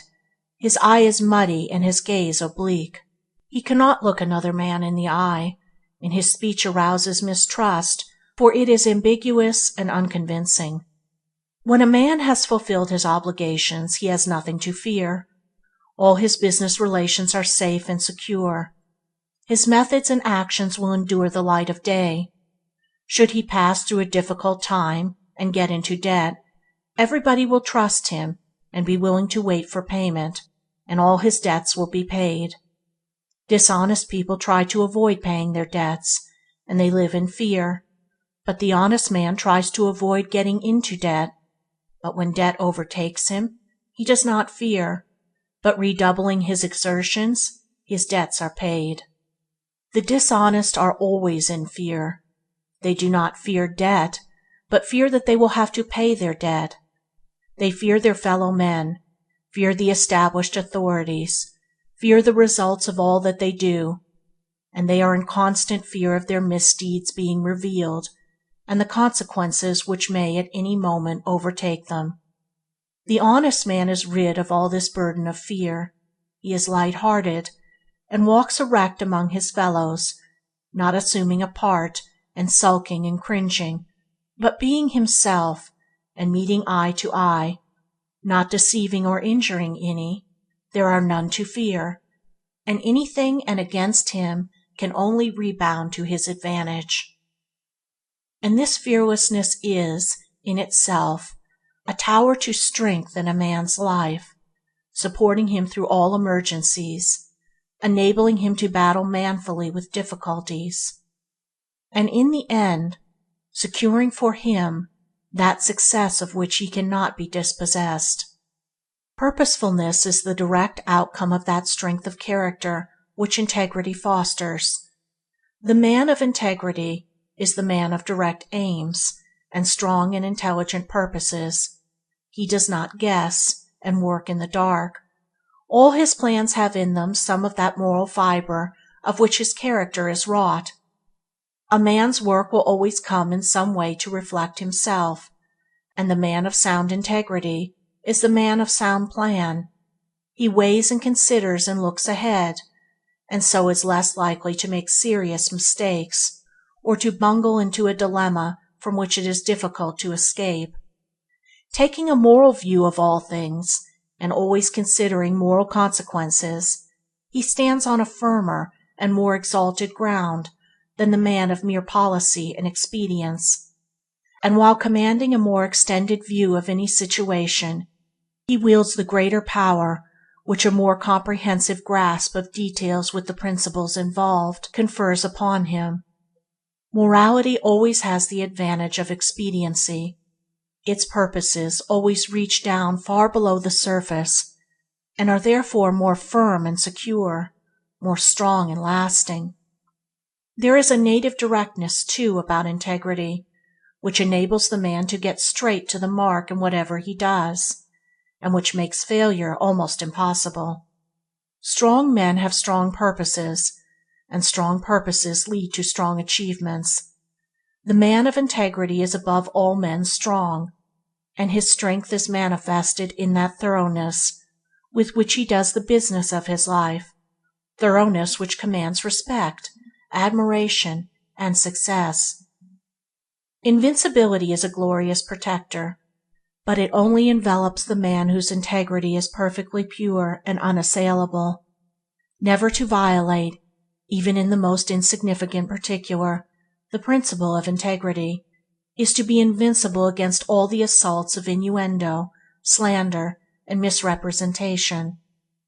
The man who has failed in one point is vulnerable, and the shaft of evil, entering that point, will lay him low, like the arrow in the heel of Achilles. Pure and perfect integrity is proof against all attack and injury, enabling its possessor to meet all opposition and persecution with dauntless courage and sublime equanimity. No amount of talent, intellect, or business acumen can give a man that power of mind and peace of heart which come from an enlightened acceptance and observance of lofty moral principles. Moral force is the greatest power. Let the seeker for true prosperity discover this force. Let him foster and develop it in his mind and in his deeds, and as he succeeds, he will take his place among the strong leaders of the earth. Such is the strong and adamantine pillar of integrity. Blessed and prosperous above all men will be he who builds its incorruptible masonry into the temple of his life. Chapter 5. Fourth Pillar. System. System is that principle of order by which confusion is rendered impossible. In the natural and universal order everything is in its place, so that the vast universe runs more perfectly than the most perfect machine. Disorder in space would mean the destruction of the universe, and disorder in a man's affairs destroys his work and his prosperity. All complex organizations are built up by system. No business or society can develop into large dimensions apart from system, and this system is preeminently the instrument of the merchant, the businessman, and the organizer of institutions. There are many departments in which a disorderly man may succeed.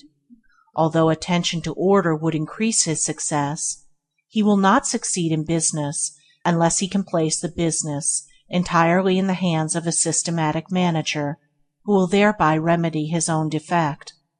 All large business concerns have been evolved along definitely drawn systematic lines, any violation of which would be disastrous to the efficiency and welfare of the business.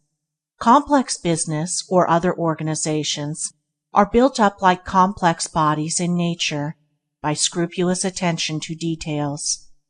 The disorderly man thinks he can be careless about everything but the main end, but by ignoring the means he frustrates the end. By the disarrangement of details, organisms perish, and by the careless neglect of details, the growth of any work or concern is prevented. Disorderly people waste an enormous amount of time and energy. The time frittered away in hunting for things is sufficient, were if it conserved by order, to enable them to achieve any success, for slovenly people never have a place for anything, and have to hunt, frequently for a long time, for any article that they require. In the irritation, bad humor, and chagrin which this daily hunting for things brings about, as much energy is dissipated as would be required to build up a big business, or scale the highest heights of achievement in any direction. Orderly people conserve both their time and energy. They never lose anything, and therefore never have to find anything. Everything is in its place, and the hand can be at once placed upon it, though it may be in the dark. They can well afford to be cool and deliberate, and so use their mental energies in something more profitable than irritation, bad temper, and accusing others for their own lack of order. There is a kind of genius in system which can perform apparent wonders with ease. A systematic man can get through so great a quantity of work in such a short time and with such freedom from such exhaustion as to appear almost miraculous. He scales the heights of success while his slovenly competitor is wallowing hopelessly in the bogs of confusion.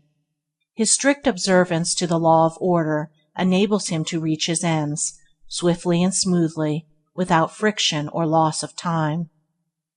The demands of system, in all departments of the business world, are as rigid and exacting as the holy vows of a saint, and cannot be violated in the smallest particular but at the risk of one's financial prospects. In the financial world, the law of order is an iron necessity, and he who faultlessly observes it saves time, temper, and money. Every enduring achievement in human society rests upon a basis of system. So true is this, that were system withdrawn, progress would cease. Think, for instance, of the vast achievements of literature, the works of classic authors and of great geniuses, the great poems, the innumerable prose works, the monumental histories. Think also the social intercourse of human society, of its religions, its legal statutes, and its vast fund of book knowledge. Think of all these wonderful resources and achievements of language, and then reflect that they all depend for their origin, growth, and continuance on the systematic arrangements of 26 letters, an arrangement having inexhaustible and illimitable results by the fact of its rigid limitation within certain fixed rules. Again, all the wonderful achievements of mathematics have come from the systematic arrangement of 10 figures, while the most complex piece of machinery, with its thousands of parts, working together smoothly and almost noiselessly to the achievement of the end for which it was designed, was brought forth by the systematic observance of a few mechanical laws. Herein we see how system simplifies that which is complex, how it makes easy that which was difficult, how it relates an infinite variety of details of the one central law or order, and so enables them to be dealt with and accounted for with perfect regularity and with an entire absence of confusion. The scientist names and classifies the myriad details of the universe, from the microscopic rotifer to the telescopic star, by his observance of the principles of system, so that out of many millions of objects, reference can be made to any object in, at most, a few minutes. It is this faculty of speedy references and swift dispatch which is of such overwhelming importance in every department of knowledge and industry, and the amount of time and labor thus saved to humanity is so vast as to be incomprehensible. We speak of religious, political, and business systems, and so on, indicating all things in human society are welded together by the adhesive qualities of order. System is, indeed, one of the great fundamental principles in progress, and in the binding together, in one complete whole, of the world's millions of human beings, while they are at the same time each striving for a place, and are competing with one another in opposing aims and interest.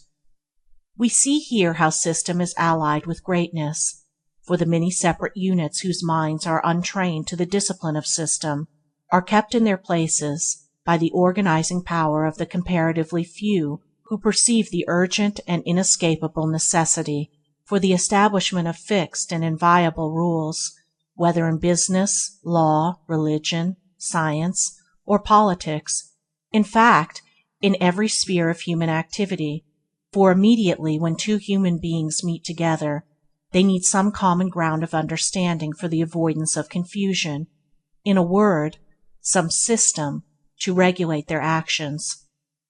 Life is too short for confusion, and knowledge grows and progress proceeds along avenues of system which prevent retardation and retrogression, so that he who systematizes his knowledge or business simplifies and enhances it for his successor, enabling him to begin, with a free mind, where he left off. Every large business has its system, which renders its vast machinery workable, enabling it to run like a well-balanced and well-oiled machine. A remarkable businessman, a friend of mine, once told me that he could leave his huge business for 12 months and it would run on without a hitch till his return, and he does occasionally leave it for several months while traveling, and on his return every man, boy and girl, every tool, book, and machine, every detail down to the smallest, is in its place doing its work as when he left, and no trouble, no difficulty, no confusion has arisen. There can be no marked success part of a love of regularity and discipline, and the avoidance of friction, along with the restfulness and the efficiency of mind which spring from such regularity. People who abhor discipline, whose minds are ungoverned and anarchic, and who are careless and irregular in their thinking, their habits, and the management of their affairs, cannot be highly successful and prosperous, and they fill their lives with numerous worries, troubles, difficulties, and petty annoyances, all of which would disappear under a proper regulation of their lives. An unsystematic mind is an untrained mind, and it can no more cope with well-disciplined minds in the race of life than an untrained athlete can successfully compete with a carefully trained competitor in athletic races.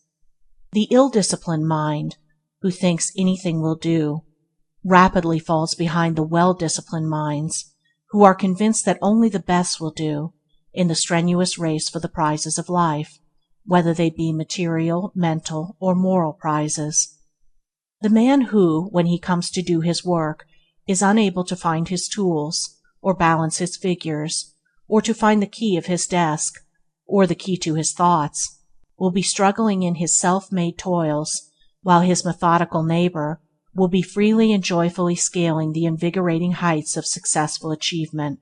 The business man whose method is slovenly, or cumbersome, or behind the most recent developments of skilled minds, should only blame himself as his prospects are decadent, and should wake up to the necessity for more highly specialized and effective methods in his concern. He should seize upon everything, every invention and idea that will enable him to economize time and labor, and aid him in thoroughness, deliberation, and dispatch. System is the law by which everything, every organism, business, character, nation, empire, is built. By adding cell to cell, department to department, thought to thought, law to law, and colony to colony, in orderly sequence and classification, all things, concerns, and institutions grow in magnitude, and evolve to completeness. The man who is continually improving his methods is gaining in building power.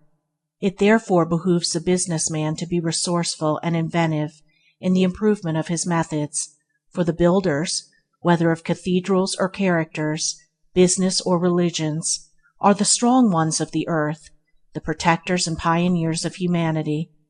The systematic builder is a creator and preserver, while the man of disorder demolishes and destroys, and no limit can be set to the growth of a man's powers, the completeness of his character, the influence of his organization, or the extent of his business, if he but preserve intact the discipline of order, and have every detail in its place, keep every department to its special task, and tabulate and classify with such efficiency and perfection as to enable him at any moment to bring under examination or into requisition to the remotest detail in connection with his special work. In system is contained these 4 ingredients: 1. Readiness. 2. Accuracy. 3. Utility. 4. Comprehensiveness. Readiness is aliveness. It is that spirit of alertness by which a situation is immediately grasped and dealt with. The observance of system fosters and develops this spirit. The successful general must have the power of readily meeting any new and unlooked for move on the part of the enemy. So every business man must have the readiness to deal with any unexpected development affecting his line of trade. And so also must the man of thought be able to deal with the details of any new problems which may arise. Dilatoriness is a vice that is fatal to prosperity, for it leads to incompatibility and stupidity. The men of ready hands, ready hearts, and ready brains, who know what they are doing, do it methodically, skillfully, and with smooth yet consummate dispatch, are the men who need to think little of prosperity as an end, for it comes to them whether they seek it or not. Success runs after them, and knocks at their door, and they unconsciously command it by the superb excellence of their faculties and methods. Accuracy is of supreme importance in all commercial concerns and enterprises, but there can be no accuracy apart from system, and a system which is more or less imperfect will involve its originator in mistakes more or less disastrous until he improves it. Inaccuracy is one of the commonest failings, because accuracy is closely allied to self-discipline, and self-discipline, along with that glad subjection to external discipline which it involves, is an indication of high moral culture to which the majority have not yet attained. If the inaccurate man will not willingly subject himself to the discipline of his employer or instructor, but thinks he knows better, his failing can never be remedied, and he will thereby bind himself down to an inferior position if in the business world, or to imperfect knowledge if in the world of thought. The prevalence of the vice of inaccuracy, and in view of its disastrous effect it must be regarded as a vice, though perhaps one of the lesser vices, is patent to every observer in the way in which the majority of people relate a circumstance or repeat a simple statement of fact. It is nearly always made untrue by more or less marked inaccuracies. Few people, perhaps, not reckoning those who deliberately lie, have trained themselves to be accurate in what they say, or are so careful as to admit and state their liability to error. And from this common form of inaccuracy many untruths and misunderstandings arise. More people take pains to be accurate in what they do than in what they say, but even here inaccuracy is very common, rendering many inefficient and incompetent, and unfitting them for any strenuous and well-sustained endeavor. The man who habitually uses up a portion of his own or his employer's time in trying to correct his errors, or for the correction of those mistakes another has to be employed, is not the man to maintain any position in the workaday world, much less to reach a place among the ranks of the prosperous. There never yet lived a man who did not make some mistakes on his way to his particular success, but he is the capable and right-minded man who perceives his mistakes and quickly remedies them, and who is glad when they are pointed out to him. It is habitual and persistent, inaccuracy which is a vice, and he is the incapable and wrong-minded man who will not see or admit his mistakes, and who takes offense when they are pointed out to him. The progressive man learns by his own mistakes, as well as by the mistakes of others. He is always ready to test good advice by practice, and aims at greater and ever greater accuracy in his methods, which means higher and higher perfection, for accuracy is perfect, and the measure of a man's accuracy will be the measure of his uniqueness and perfection. Utility, or usefulness, is the direct result of method in one's work. Labor arrives at fruitful and profitable ends when it is systematically pursued.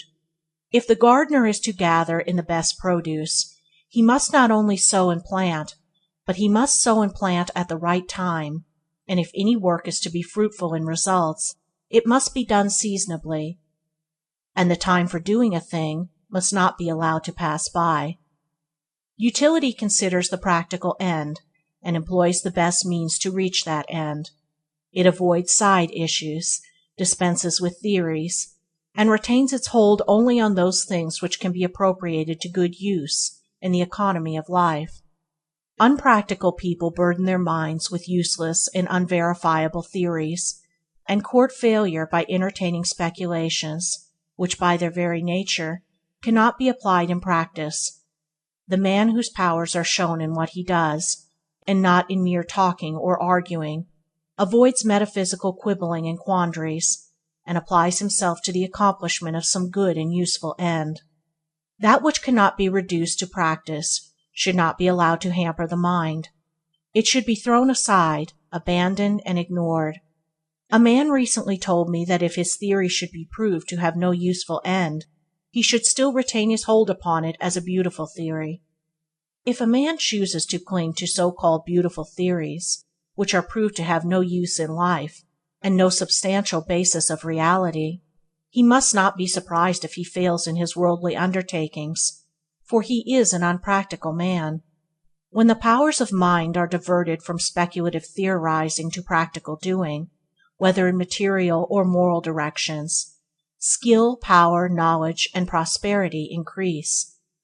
A man's prosperity is measured by his usefulness to the community, and a man is useful in accordance with what he does, and not because of the theories which he entertains.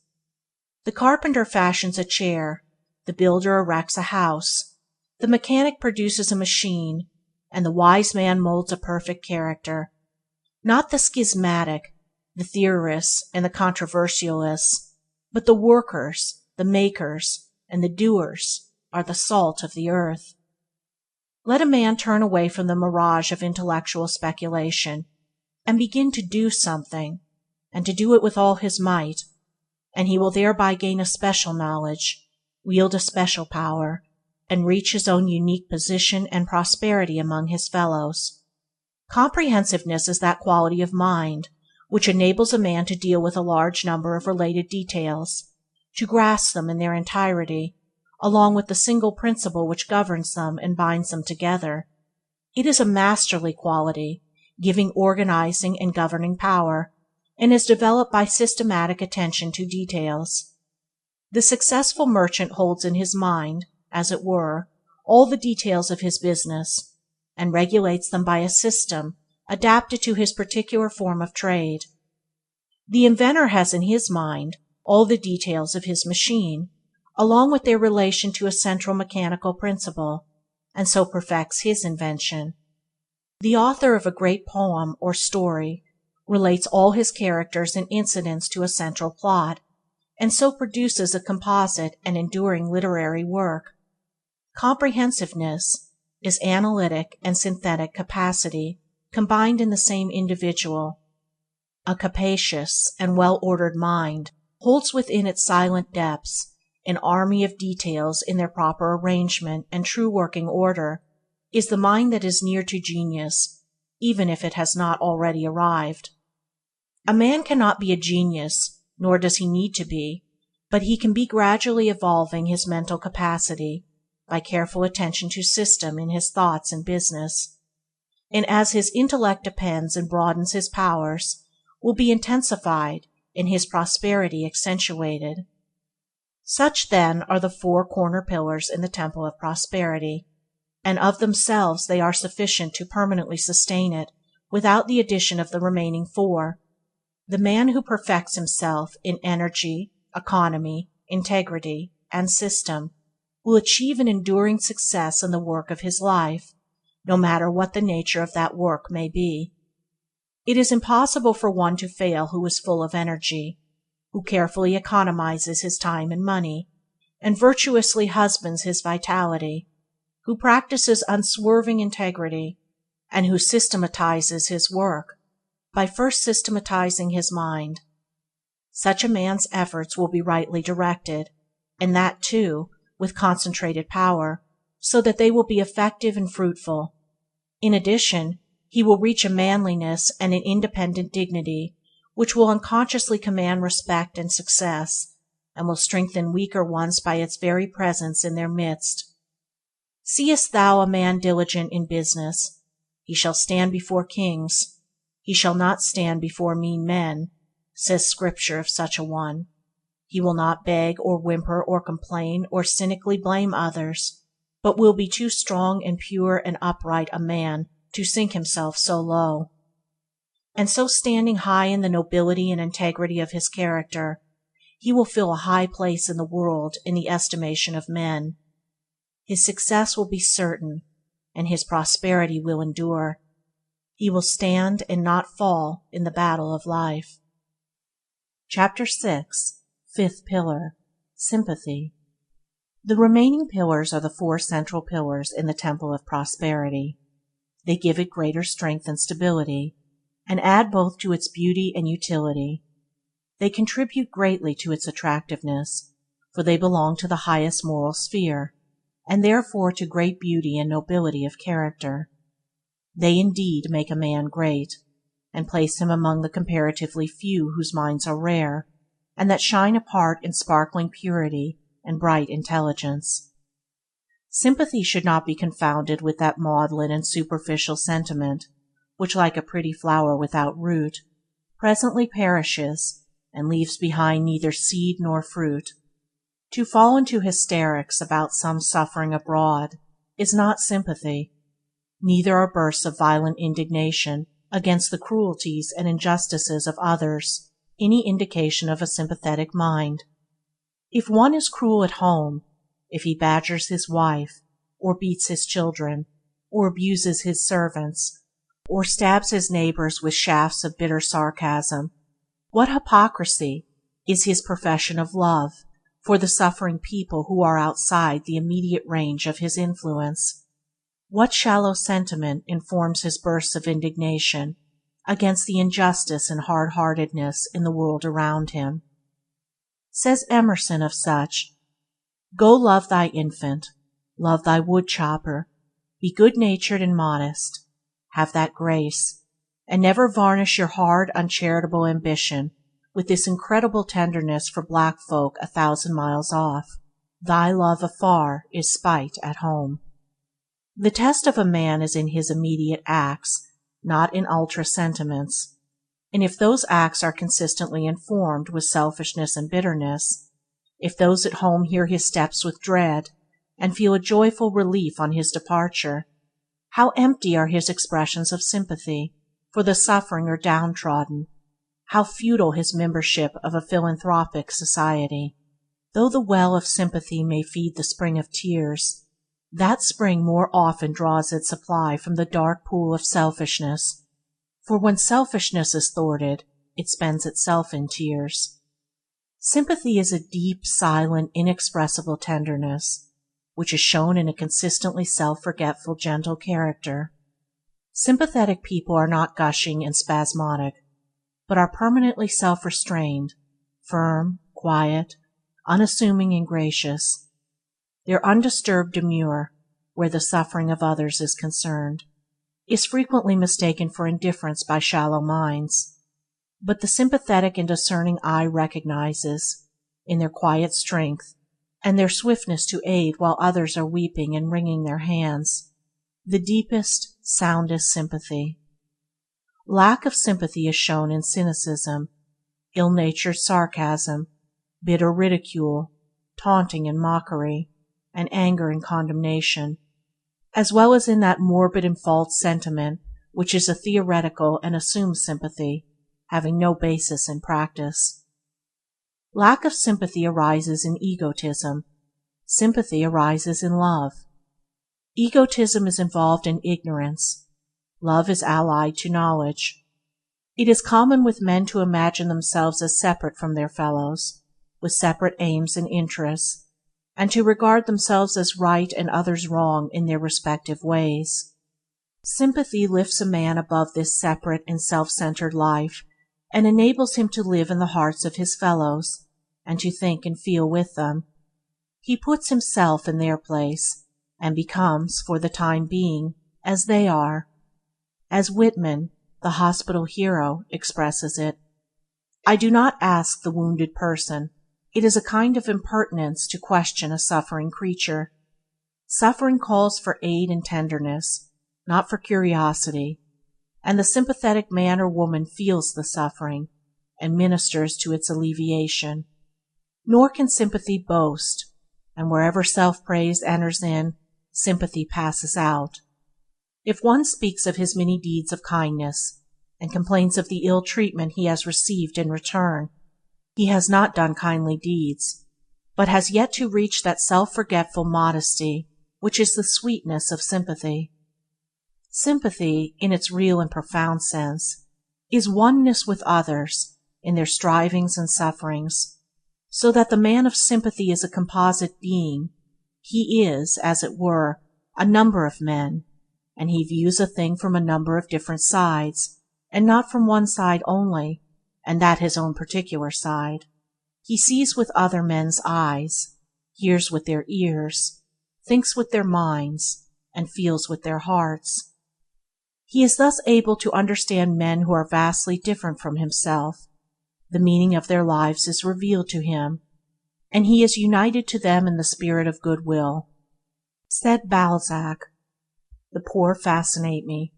Their hunger is my hunger. I am with them in their homes. Their privations I suffer. I feel the beggar's rags upon my back. I for the time become the poor and despised man."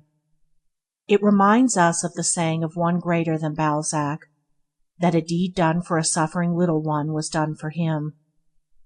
And so it is. Sympathy leads us to the hearts of all men, so that we become spiritually united to them, and when they suffer we feel the pain, when they are glad we rejoice with them, when they are despised and persecuted we spiritually descend with them into the depths, and take into our hearts their humiliation and distress. And he who has this binding, uniting spirit of sympathy can never be cynical and condemnatory, can never pass thoughtless and cruel judgments upon his fellows, because in his tenderness of heart he is ever with them in their pain. But to have reached this ripened sympathy, it must be that one has loved much, suffered much, and sounded the dark depths of sorrow.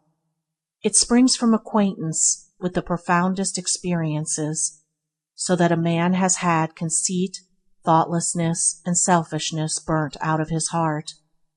No man can have true sympathy who has not been, in some measure at least, a man of sorrows, and acquainted with grief. But the sorrow and grief must have passed, must have ripened into a fixed kindness and habitual calm.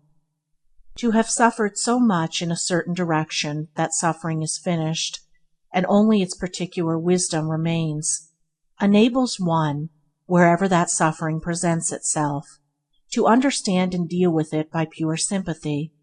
And when one has been perfected by suffering in many directions, he becomes a center of rest and healing for the sorrowing and broken-hearted who are afflicted with the afflictions which he has experienced and conquered.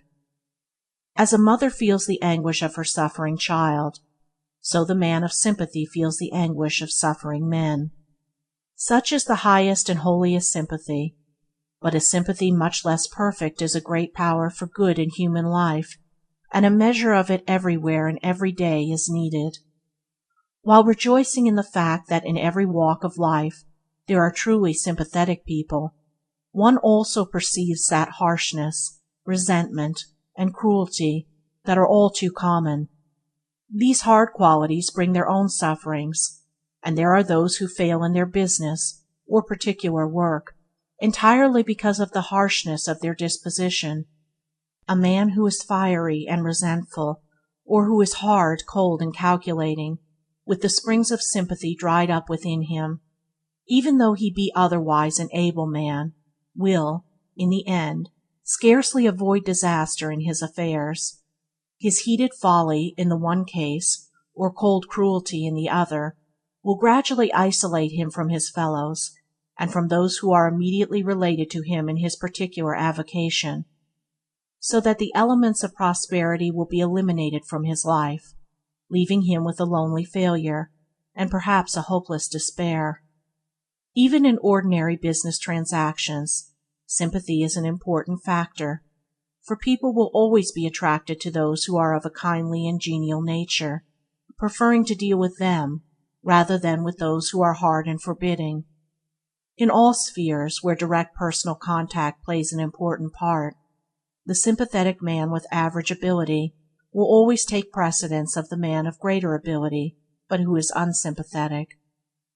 If a man be a minister of clergymen, a cruel laugh or an unkind sentence from him will seriously injure his reputation and influence, but particularly his influence, for even they who admire his good qualities will, through his unkindness, unconsciously have a lower regard for him in their personal esteem. If a business man professes religion, people will expect to see the good influence of that religion on his business transactions. To profess to be a worshipper of the gentle Jesus on Sunday, and all the rest of the week be a hard, grasping worshipper of Mammon, will injure his trade, and detract considerably from his prosperity. Sympathy is a universal spiritual language, which all, even the animals, instinctively understand and appreciate.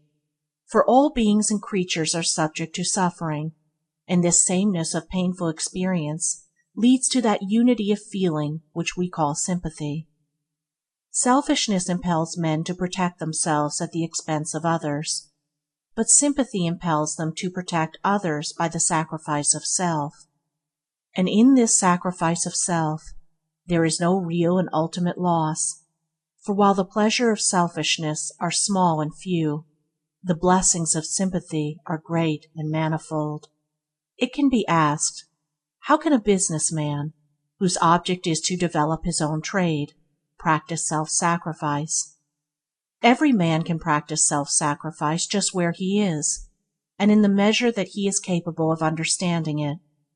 If one contends that he cannot practice a virtue, for were his circumstances different, he would still have the same excuse.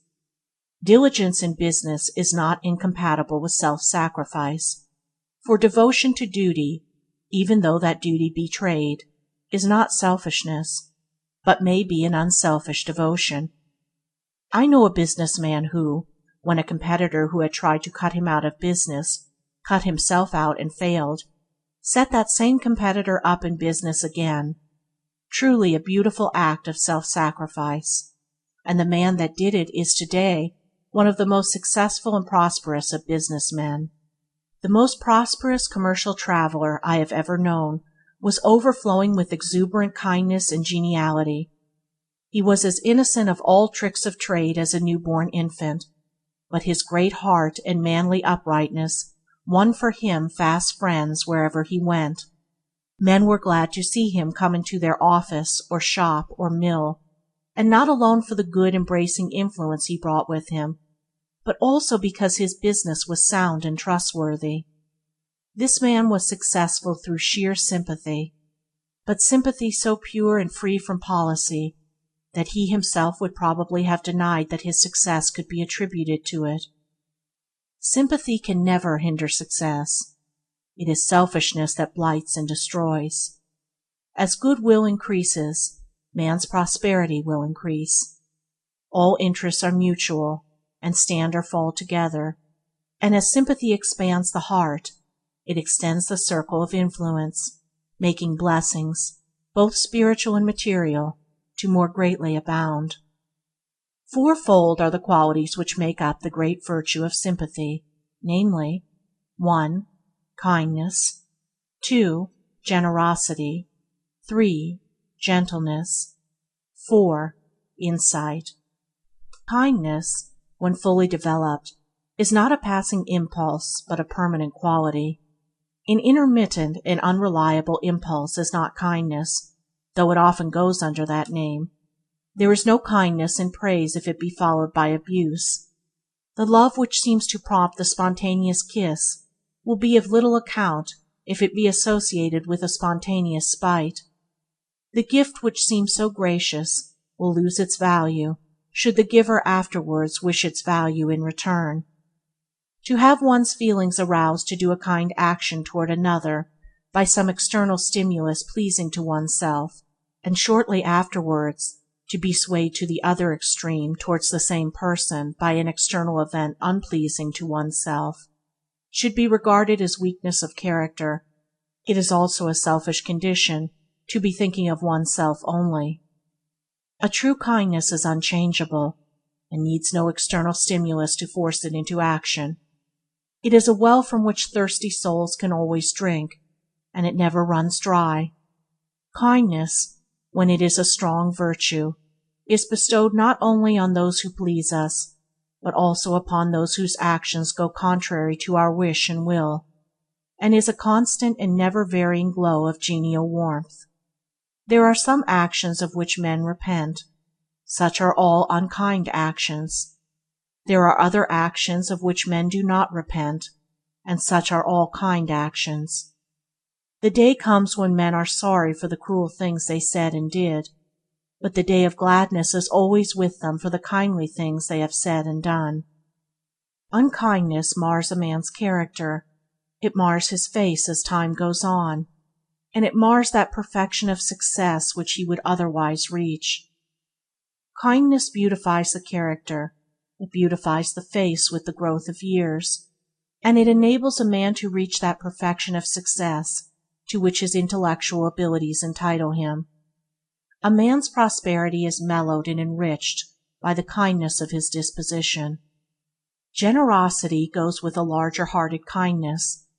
If kindness be the gentle sister, generosity is the strong brother. A free, open-handed, and magnanimous character is always attractive and influential. Stinginess and meanness always repel. They are dark, cramped, narrow, and cold. Kindness and generosity always attract. They are sunny, genial, open, and warm. That which repels makes for isolation and failure. That which attracts makes for union and success. Giving is as important a duty as getting, and he who gets all he can and refuses to give will at last be unable to get, for it is as much a spiritual law that we cannot get unless we give, as that we cannot give unless we get. Giving has always been taught as a great and important duty by all religious teachers. This is because giving is one of the highways of personal growth and progress. It is a means by which we attain to greater and greater unselfishness, and by which we prevent the falling back into selfishness.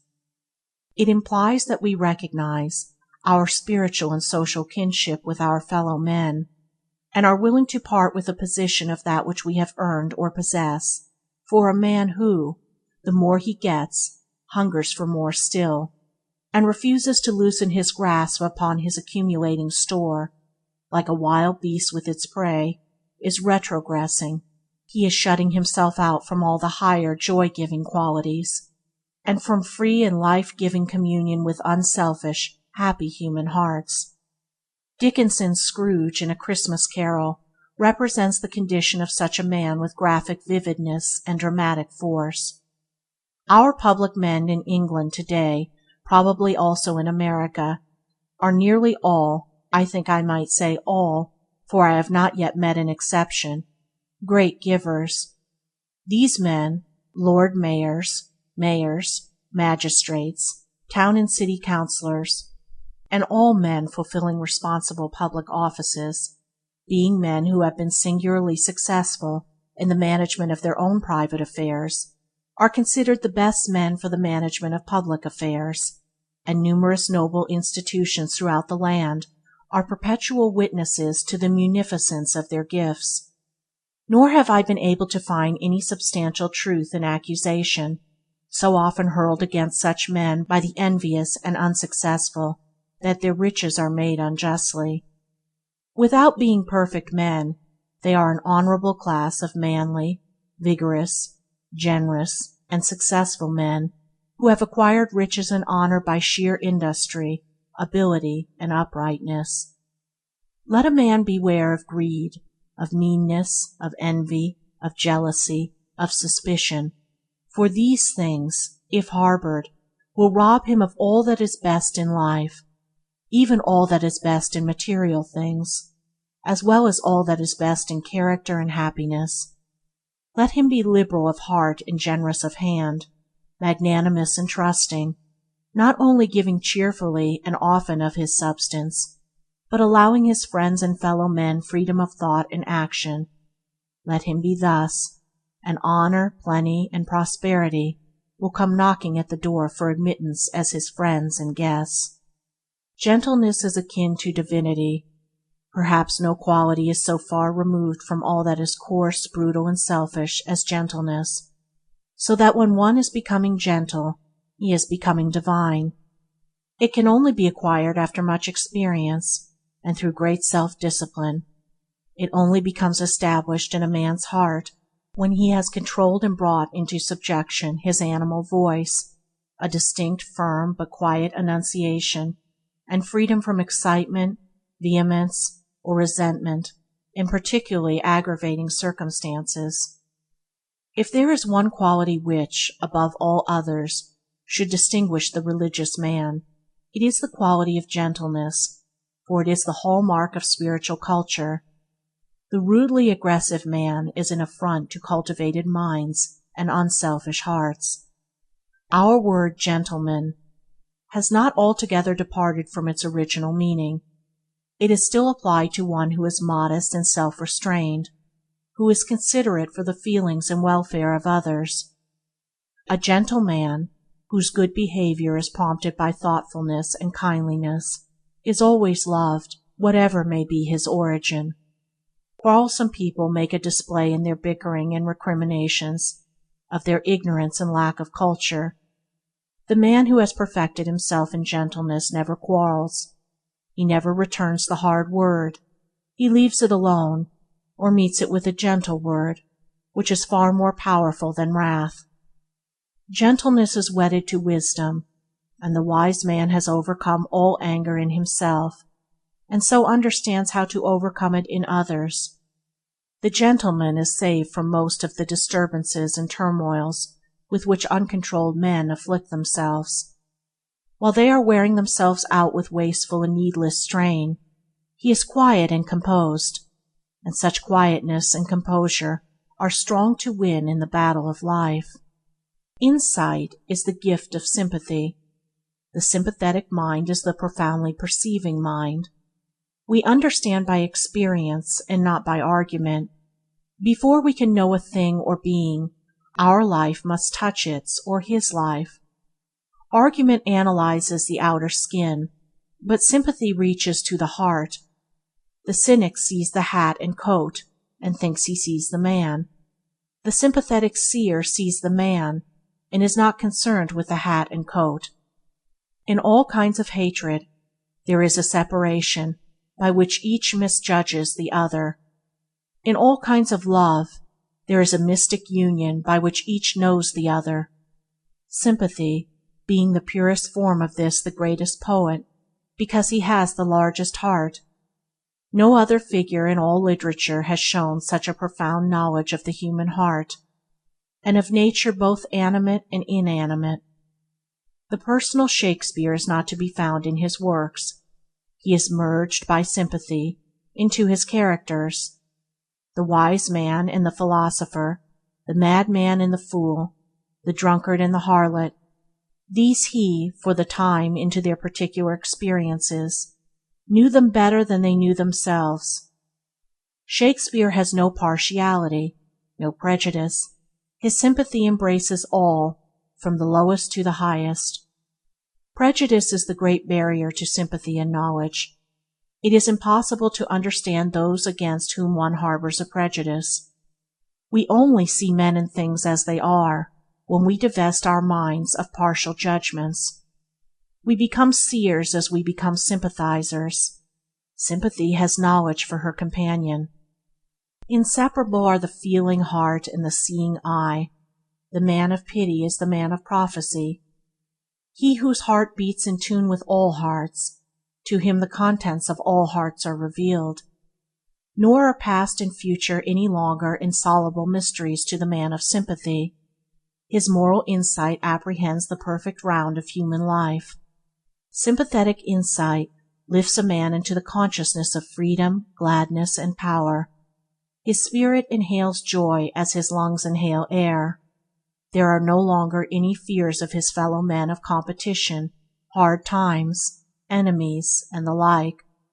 These groveling illusions have disappeared, and there has opened up before his awakened vision a realm of greatness and grandeur. Chapter 7. Sixth Pillar. Sincerity. Human society is held together by its sincerity. A universal falseness would beget a universal mistrust, which would bring about a universal separation, if not destruction. Life is made sane, wholesome, and happy by our deep-rooted belief in one another.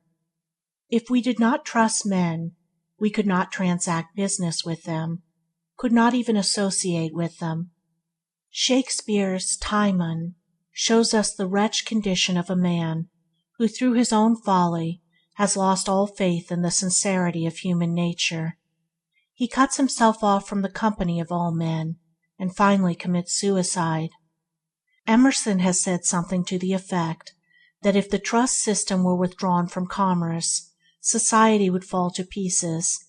that system being an indication of the universal confidence men place in each other.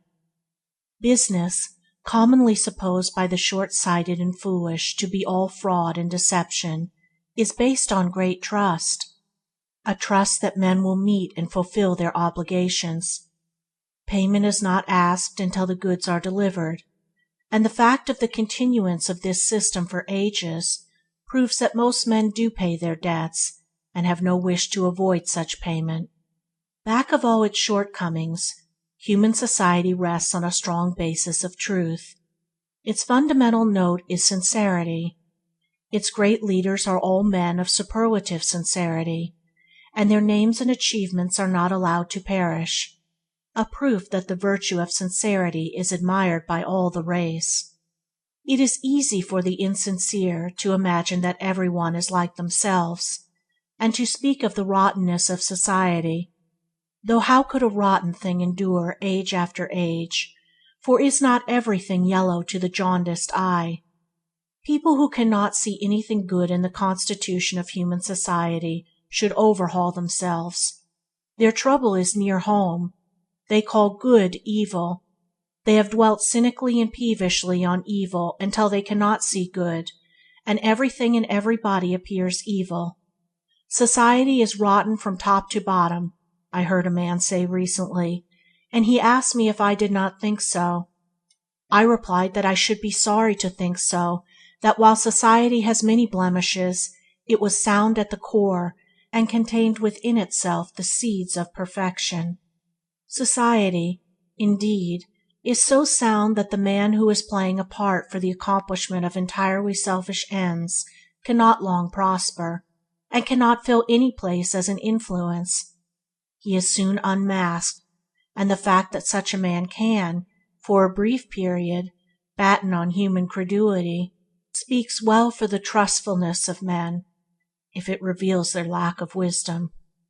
An accomplished actor on the stage is admired, but the designing actor on the stage of life brings himself down to ignominy and contempt. In striving to appear what he is not, he becomes as one having no individuality, no character, and he is deprived of all influence, all power, all success.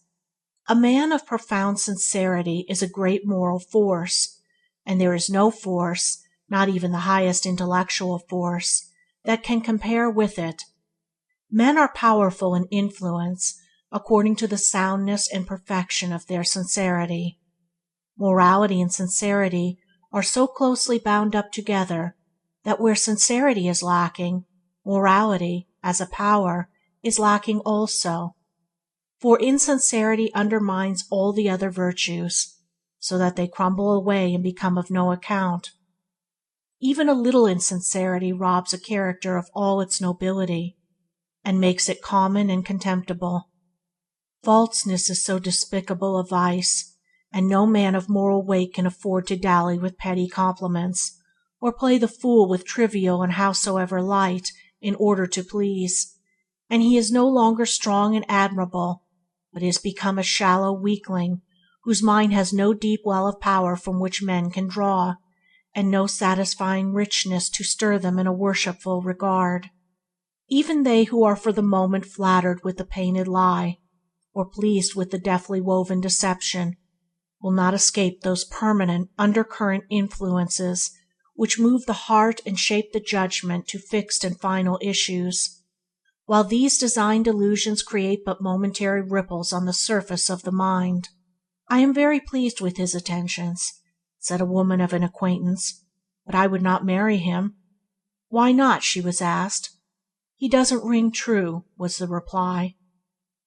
Ring true, a term full of meaning. It has reference to the coin, which when tested by its ring emits a sound which reveals the sterling metal throughout, without the admixture of any base material. It comes up to the standard, and will pass anywhere and everywhere for its full value. So it is with men. Their words and actions emit their own peculiar influence. There is in them an inaudible sound which all other men inwardly hear and instinctively detect. They know the false ring from the true, yet know not how they know. As the outer ear can make the most delicate distinctions in sounds, so the inner ear can make equally subtle distinctions between souls. None are ultimately deceived but the deceiver. It is the blind folly of the insincere that, while flattering themselves upon their successful simulations, they are deceiving none but themselves. Their actions are laid bare before all hearts. There is at the heart of man a tribunal whose judgments do not miscarry. If the senses faultlessly detect, shall not the soul infallibly know? This inner infallibility is shown in the collective judgment of the race. This judgment is perfect, so perfect in literature, art, science, invention, religion, in every department of knowledge. It divides the good from the bad, the worthy from the unworthy, the true from the false, zealously guarding and preserving the former, and allowing the latter to perish. The works, words, and deeds of great men are the heirlooms of the race, and the race is not careless of their value. 1,000 men write a book, and only one is a work of original genius, yet the race singles out that one, elevates and preserves it, while it consigns the 999 copyists to oblivion. 10,000 men utter a sentence under a similar circumstance, and only one is a sentence of divine wisdom, yet the race singles out that saying for the guidance of posterity, while the other sentences are heard no more. It is true that the race slays its prophets, but even that slaying becomes a test which reveals the true ring, and men detect its tureens. The slain one has come up to the standard, and the deed of his slaying is preserved as furnishing infallible proof of his greatness. As the counterfeit coin is detected and cast back into the melting pot, while the sterling coin circulates among all men and is valued for its worth, so the counterfeit word, deed, or character is perceived, and is left to fall back into nothingness from which it emerged, a thing unreal, powerless, and dead. Spurious things have no value, whether they be bric-a-brac or men. We are ashamed of imitations that try to pass for the genuine article. Falseness is cheap. The masquerader becomes a byword. He is less than a man. He is a shadow, a spook, a mere mask. Trueness is valuable. The sound-hearted man becomes an exemplar. He is more than a man. He is a reality, a force, a moulding principle. By falseness all is lost. Even individuality dissolves, for falseness is nonentity, nothingness. By trueness everything is gained, for trueness is fixed, permanent, and real. It is important that we be real, that we harbor no wish to be other than what we are, that we stimulate no virtue, assume no excellency, adopt no disguise. The hypocrite thinks he can hoodwink the world and the eternal law of the world. There is but one person that he hoodwinks, and that is himself, and for that the law of the world inflicts its righteous penalty. There is an old theory that the excessively wicked are annihilated. I think to be a pretender is to come as near to annihilation as a man can get, for there is a sense in which a man is gone, and in his place there is but a mirage of shams. The hell of annihilation which so many dread, he has descended into, and to think that such a man can prosper is to think that shadows can do the work of entities and displace a real man. If any man thinks he can build up a successful career on pretenses and appearances, let him pause before sinking into the abyss of shadows, for in insincerity there is no solid ground, no substance, no reality. There is nothing on which he can stand, and no material with which to build, but there are loneliness, poverty, shame, confusion, fears, suspicions, weeping, groaning, and lamentations. For if there is one hell lower, darker, and fouler than all the others, it is the hell of insincerity. 4 beautiful traits adorn the mind of the sincere man, and these are: 1. Simplicity. 2. Attractiveness. 3. Penetration. 4. Power. Simplicity is naturalness. It is a simple being, without fake or foreign adornment. Why are all things in nature so beautiful? Because they are natural. We see them as they are, no task they might wish to appear, for in sooth they have no wish to appear otherwise. There is no hypocrisy in the world of nature outside of human nature. The flower which is so beautiful in all eyes would lose its beauty in all eyes, would nature look upon reality, and its beauty and perfection gladden and amaze us. We cannot find anywhere a flaw, and are conscious of our incapacity to improve upon anything, even to the most insignificant. Everything has its own particular perfection, and shines in the beauty of unconscious simplicity. Of the modern social cries, it is back to nature.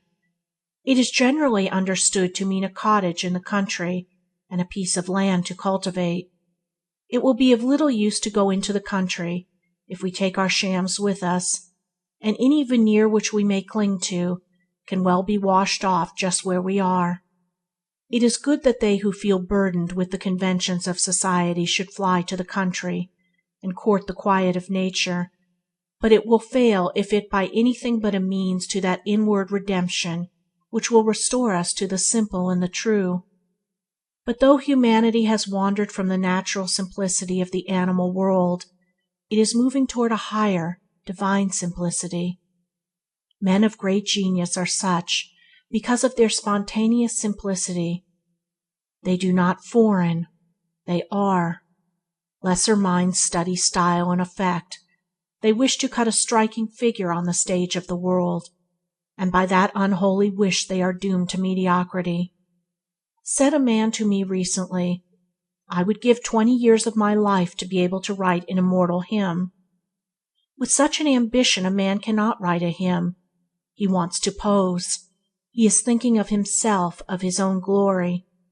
Before a man can write an immortal hymn, or create an immortal work, he must give, not 20 years of his life to ambition, but to do anything great, he must sing, paint, write, out of 10,000 bitter experiences, 10,000 failures, 10,000 conquests, and 10,000 joys. He must know Gethsemane. He must work with blood and tears. Restraining his intellect and moral powers, and returning to simplicity, a man becomes great.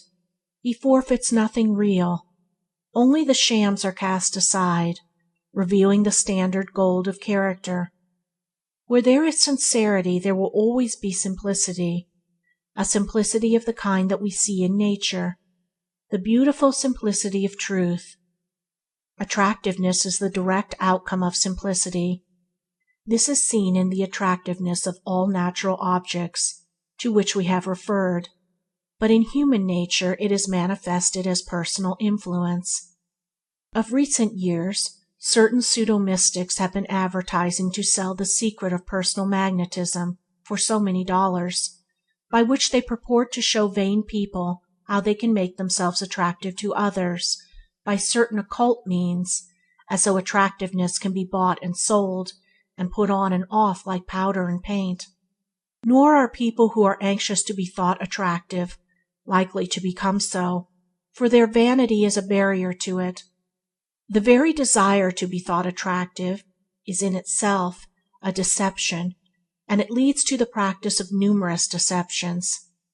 It infers, too, that such people are conscious of lacking the genuine attractions and graces of character, and are on the lookout for a substitute, but there is no substitute for beauty of mind and strength of character. Attractiveness, like genius, is lost by being coveted, and possessed by those who are too solid and sincere of character to desire it. There is nothing in human nature, nor talent, nor intellect, nor affection, nor beauty of features, that can compare in attractive power with the soundness of mind and the wholeness of heart which we call sincerity. There is a perennial charm about a sincere man or woman, and they can draw about themselves the best specimens of human nature.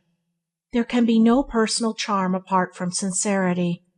Infatuation there may be, and is, but this is a kind of disease, and is vastly different from the indissoluble bond by which sincere people are attached.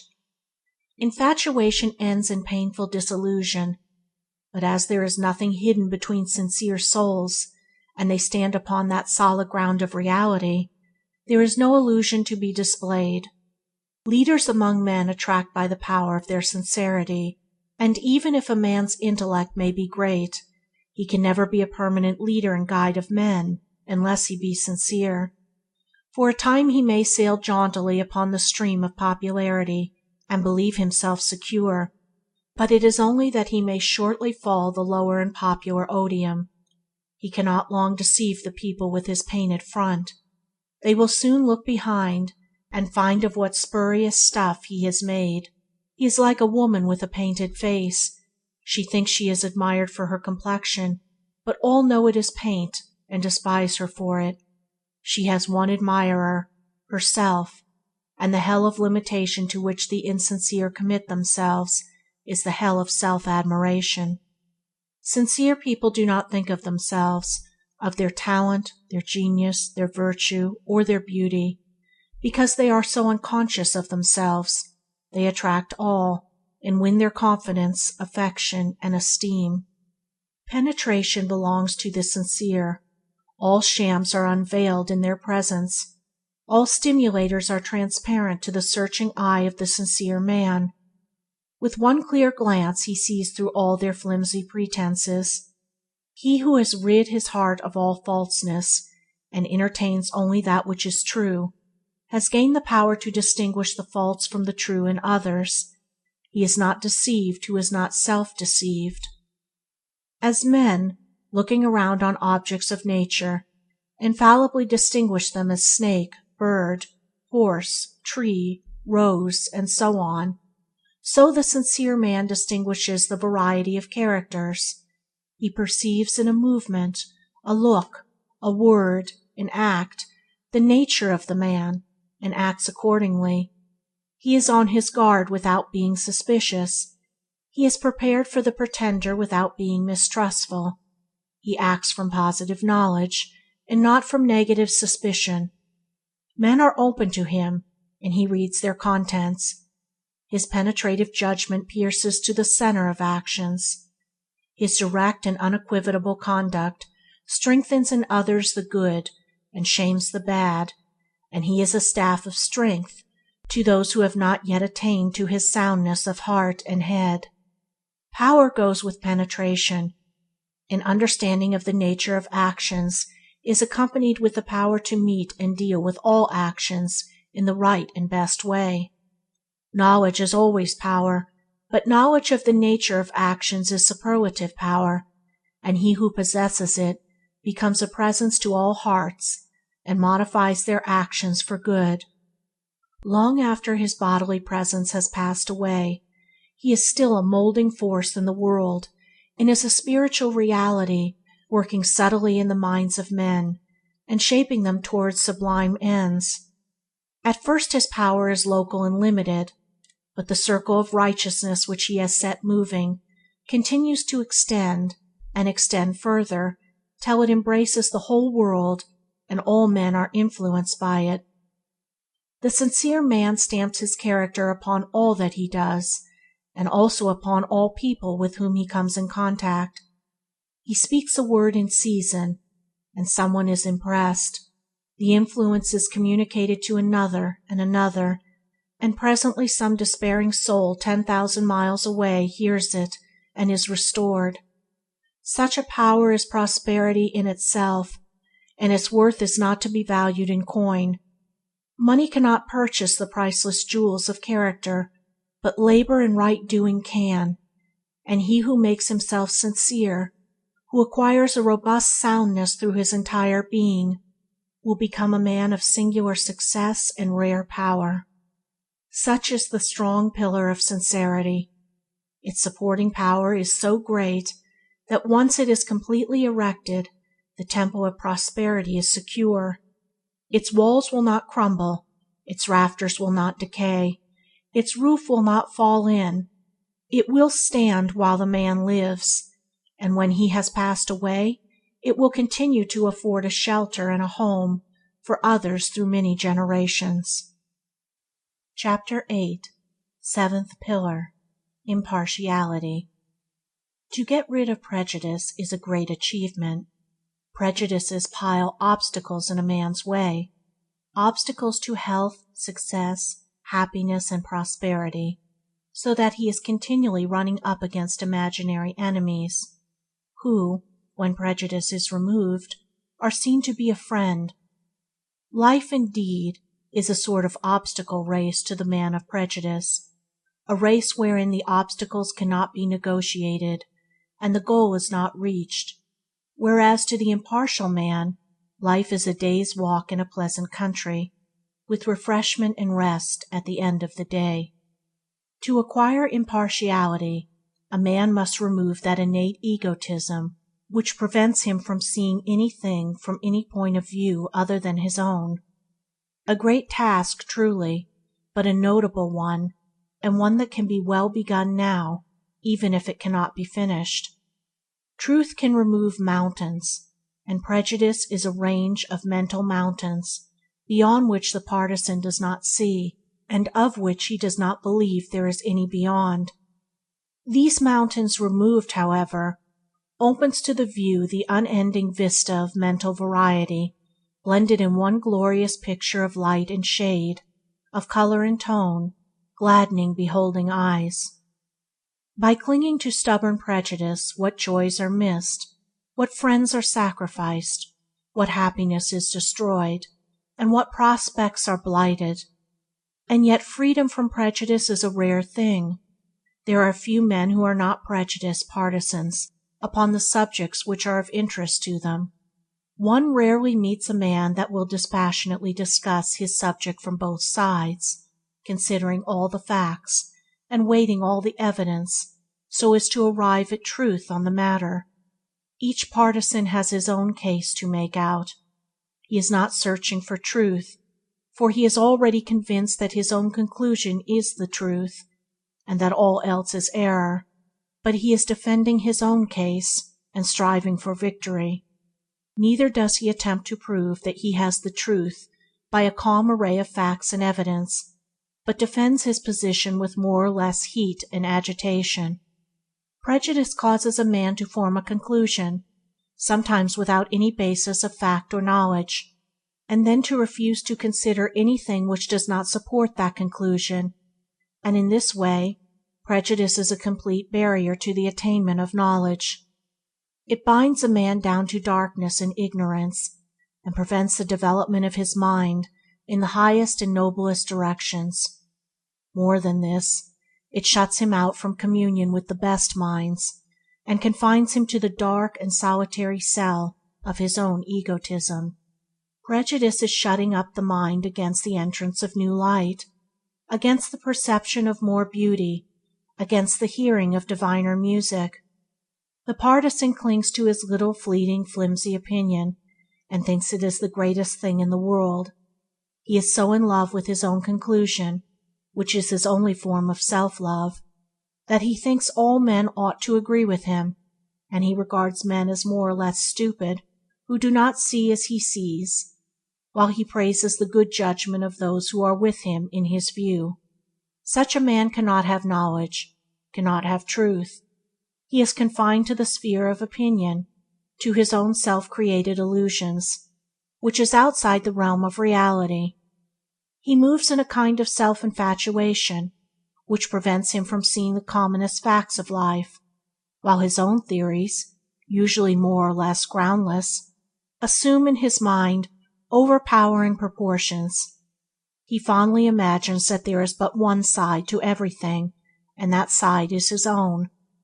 There are at least two sides to everything, and he it is who finds the truth in a matter, is he who carefully examines both sides with all freedom from excitement, and without any desire for the predominance of one side over another. In its divisions and controversies, the world at large is like two lawyers defending a case. The counsel for the prosecution presents all the facts which prove his side, while the counsel for the defense presents all the facts which support his contention, and each belittles or ignores, or tries to reason away, the facts of the other. The judge in this case, however, is like the impartial thinker among men. Having listened to all the evidence on both sides, he compares and sifts it so as to form an impartial summing up in the cause of justice. Not that this universal partiality is a bad thing, nor, as in all other extremes, nature here reduces the opposition of conflicting parties to a perfect balance. Moreover, it is a factor in evolution. It stimulates men to think who have not yet developed the power to rouse up vigorous thought at will, and it is a phase through which all men have to pass. But it is only a byway, and a tangled, confused, and painful one, toward the great highway of truth.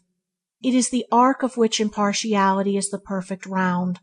The partisan sees a portion of the truth, and thinks it the whole, but the impartial thinker sees the whole truth, which includes all sides. It is necessary that we see truth in sections, as it were, until, having gathered up all the parts, we may piece them together and form the perfect circle, and forming such a circle is the attainment of impartiality. The impartial man examines, weighs, and considers, with freedom from prejudice and from likes and dislikes. His one wish is to discover the truth. He abolishes preconceived opinions, and lets facts and evidence speak for themselves. He makes no case to make out for himself, for he knows that truth is unalterable, that his opinions can make no difference to it, and that it can be investigated and discovered. He thereby escapes a vast amount of friction and nervous wear and tear to which the feverish partisan is subject, and in addition he looks directly upon the face of reality, and so becomes tranquil and peaceful. So rare is freedom from prejudice that wherever the impartial thinker may be, he is sure, sooner or later, to occupy a very high position in the estimation of the world, and in the guidance of its destiny. Not necessarily an office in worldly affairs, for that is improbable, but an exalted position in the sphere of influence. There may be such a one now, and he may be a carpenter, a weaver, a clerk. He may be in poverty or in the home of a millionaire. He may be short or tall, or of any complexion. But whatever and wherever he may be, he has, though unknown, already begun to move the world, and one day he will be universally recognized as a new force and creative center in evolution. There was one some 1900 years ago. He was only a poor, unlettered carpenter. He was regarded as a madman by his own relatives, and he came to the ignominious end in the eyes of his countrymen. But he sowed the seeds of an influence which has altered the whole world. There was another such in India some 25 centuries ago. He was accomplished, highly educated, was the son of a capitalist and landed proprietor, a petty king. He became a penniless, homeless mendicant, and today 1/3 of the human race worship at his shrine, and are restrained and elevated by his influence. Beware when the great God lets loose a thinker on this plane, says Emerson, and a man is not a thinker who is bound by prejudice. He is merely the strenuous upholder of an opinion. Every idea must pass through the medium of his particular prejudice, and receive its color, so that dispassionate thinking and impartial judgment are rendered impossible. Such a man sees everything only in its relation, or imagined relation, to his opinion, whereas the thinker sees things as they are. The man who has so purified his mind of prejudice and of all imperfections of egotism as to be able to look directly upon reality has reached the acme of power. He holds it in his hands, as it were, the vastest influence, and he will wield this power whether he knows it or not. It will be inseparable from his life, and will go from him as perfume from the flower. It will be in his words, his deeds, in his bodily postures and the motions of his mind, even in his silence and the stillness of his frame. Wherever he goes, even though he should fly to the desert, he will not escape this lofty destiny, for a great thinker is the center of the world. By him all men are held in their orbits, and all thought gravitates toward him. The true thinker lives above and beyond the seething whirlpool of passion in which mankind is engulfed. He is not swayed by personal consideration, for he has grasped the importance of impersonal principles, and thus being a non-combatant in the clashing warfare of egotistic desires, he can, from the vantage point of an impartial but not indifferent watcher, see both sides equally, and grasp the cause and meaning of the fray. Not only the great teachers, but the greatest figures in literature are those who are free from prejudice, who, like true mirrors, affect things impartially. Such are Whitman, Shakespeare, Balzac, Emerson, Homer. These minds are not local, but universal. Their attitude is cosmic and not personal. They contain within themselves all things and beings, all worlds and laws. They are the gods who guide the race, and who will bring it at last out of its fever of passion and into their own serene land. The true thinker is the greatest of men, and his destiny is the most exalted. The altogether impartial mind has reached the divine, and it basks in the full daylight of reality. The four great elements of impartiality are: 1. Justice. 2. Patience. 3. Calmness. 4. Wisdom. Justice is the giving and receiving of equal values. What is called striking a hard bargain is a kind of theft. It means that the purchaser gives value for only a portion of his purchase, the remainder being appropriated as clear gain. The seller also encourages it by closing the bargain. The just man does not try to gain an advantage. He considers the true values of things, and molds his transactions in accordance therewith. He does not let what will pay come before what is right, for he knows that what is right pays best in the end. He does not seek his own benefit to the disadvantage of another, for he knows that a just action benefits, equally and fully, both parties to a transaction. If one man's loss is another man's gain, it is only that the balance may be adjusted later on. Unjust gains cannot lead to prosperity, but are sure to bring failure. A just man could no more take from another an unjust gain by what is called a smart transaction that he could take it by picking his pocket. He would regard the one as dishonest as the other. The bargaining spirit in business is not the true spirit of commerce. It is the selfish and thieving spirit, which wants to get something for nothing. The upright man purges his business of all bargaining, and builds it on the more dignified basis of justice. He supplies a good article at its right price, and does not alter. He does not soil his hands with any business which is tainted and fraud. His goods are genuine, and they are properly priced.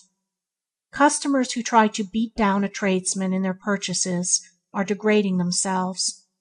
Their practice assumes one or both of two things, namely, that either the tradesman is dishonest and is overcharging, a low and suspicious attitude of mind, or that they are eager to cajole him out of his profit, an equally base attitude, and so benefit by his loss.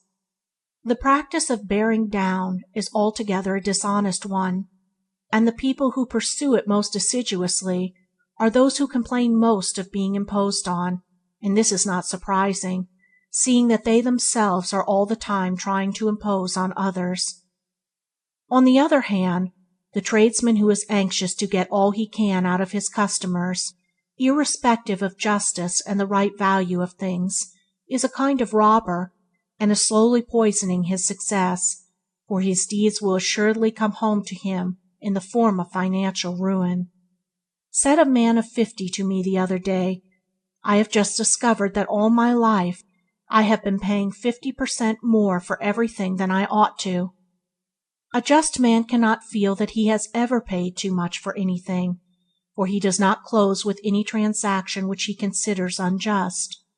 But if a man is eager to get everything at half price, then he will always be meanly and miserably mourning that he is paying double for everything. The just man is glad to pay full value for everything, whether in giving or receiving, and his mind is untroubled and his days are full of peace. Let a man avoid all meanness, and strive to be ever more and more perfectly just, for if he be not just, he can be neither honest nor generous nor manly, but is a kind of disgusted thief, trying to get all he can and give back as little as possible. Let him eschew all bargaining, and teach bargainers a better way, by conducting his business with that exalted dignity which commands a large and meritorious success. Patience is the brightest jewel in the character of the impartial man. Not a particular patience with a particular thing, like a girl with her needlework, or a boy building his toy engine, but an unswerving considerateness, a sweetness of disposition at all times and under the most trying circumstances, an unchangeable and gentle strength which no trial can mar and no persecution can break. A rare possession, it is true, and one not to be expected for a long time yet from the bulk of mankind, but a virtue that can be reached by a degree, and even a partial patience will work wonders in a man's life and affairs, as a confirmed impatience will work all devastation. The irascible man is courting speedy disaster, for who will care to deal with a man who is continually going off like ground powder when some small spark of complaint or criticism falls upon him? Even his friends will one by one desert him, for who would court the company of a man who rudely assaults him with an impatient and fiery tongue over every little difference or misunderstanding? A man must work to wisely control himself, and to learn the beautiful lessons of patience, if he is to be highly prosperous, and if he is to be a man of use and power. He must learn to think of others, to act for their good, and not alone for himself, to be considerate, forbearing, and long-suffering. He must study how to have a heart at peace with men who differ from him on those things which he regards as most vital. He must avoid quarreling as he would avoid drinking a deadly poison. Discords from without will be continually overtaking him, but he must fortify himself against them. He must study how to bring harmonies out of them by the exercise of patience. Strife is common. It pains the heart and distorts the mind. Patience is rare. It enriches the heart and beautifies the mind. Every cat can spit and fume. It requires no effort, but only a looseness of behavior. It takes a man to keep his mornings through all events, and to be painstaking and patient with the shortcomings of humanity. But patience wins. As soft water wears away the hardest rock, so patience overcomes all opposition. It gains the hearts of men. It conquers and controls. Calmness accompanies patience. It is a great and glorious quality. It is the peaceful haven of emancipated souls after their long wanderings on the tempest river ocean of passion. It makes the man who has suffered much, endured much, experienced much, and has finally conquered. A man cannot be impartial who is not calm. Excitement, prejudice, and partiality spring from disturbed passions. When personal feeling is thwarted, it rises and seethes like a stream of water that is dammed. The calm man avoids this disturbance by directing his feeling from the personal to the impersonal channel. He thinks and feels for others as well as for himself. He sets the same value on other men's opinions as his own. If he regards his work as important, he sees also that the work of other men is equally important. He does not contend for the merit of his own against the demerit of that of others. He is not overthrown, like Humpty Dumpty, with a sense of self-importance. He has put aside egotism for truth, and he perceives the right relations of things. He has conquered irritability, and has come to see that there is nothing in itself that should cause irritation. As well be irritable with a pansy because it is not a rose, as with a man because he does not see as you see. Minds differ, and the calm man recognizes the difference as facts in human nature. The calm, impartial man is not only the happiest man, he also has all his powers at his command. He is sure, deliberate, executive, and swiftly and easily accomplishes in silence what the irritable man slowly and laboriously toils through with much work. His mind is purified, poised, concentrated, and ready at any moment to be directed upon a given work with unerring power. In the calm mind all contradictions are reconciled, and there is a radiant gladness and perpetual peace. As Emerson puts it, calmness is joy fixed and habitual. One should not confound indifference with calmness, for it is at the opposite extreme. Indifference is lifeless, while calmness is growing life and full-orbed power. The calm man has partially or entirely conquered self, and having successfully battled with the selfishness within, he knows how to meet and overcome it successfully in others. In any moral content, the calm man is always the victor. So long as he remains calm, defeat is impossible.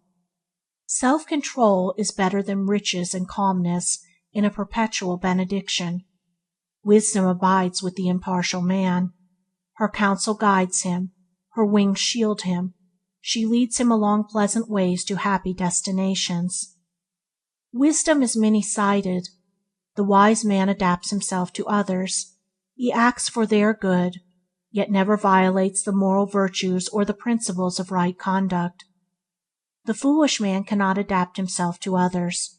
He acts for himself only, and continually violates the moral virtues and the principles of right conduct.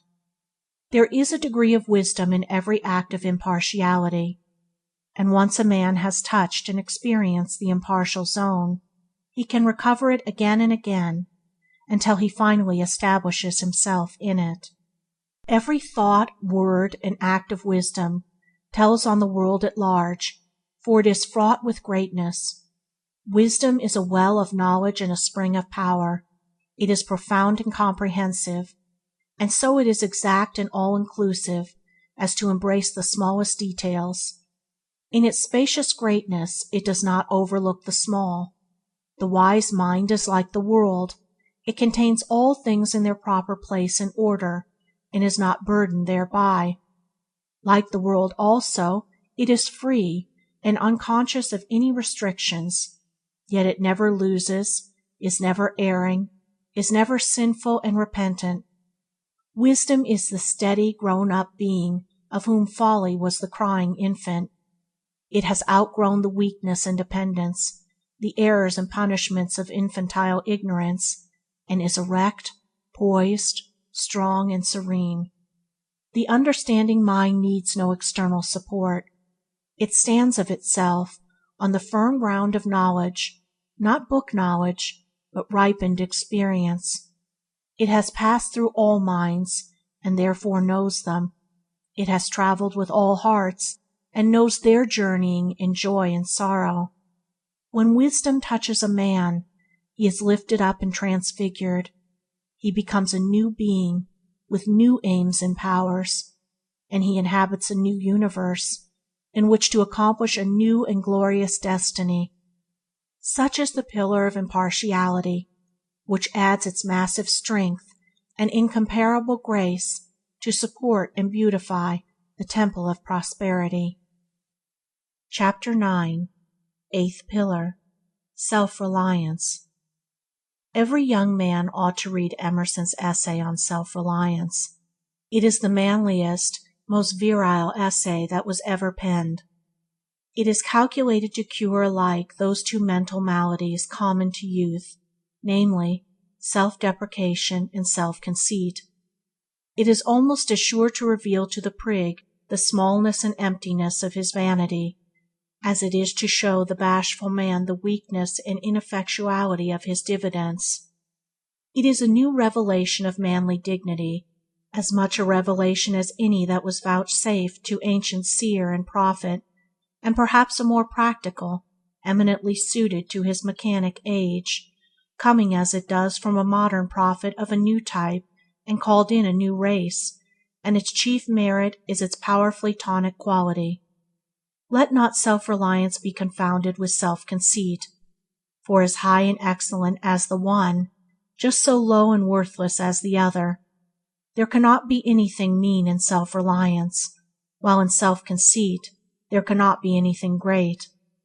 The man that never says no when questioned on subjects of which he is entirely ignorant, to avoid, as he imagines, being thought ignorant, but confidently puts forth guesses and assumptions as knowledge, will be known for his ignorance, and ill esteemed for his added conceit. An honest confession of ignorance will command respect, where a conceited assumption of knowledge will elicit contempt. The timid, apologetic man, who seems almost afraid to live, who fears that he will do something not in the approved way, and will subject himself to ridicule, is not a full man. He must imitate others, and has no independent action. He needs that self-reliance which will compel him to fall back on his own initiative, and so become a new example instead of the slavish follower of an old one. As for ridicule, he who is hurt by it is no man. The shafts of mockery and sarcasm cannot pierce the strong armor of the self-reliant man. They cannot reach the invincible citadel of his honest heart to sting or wound it.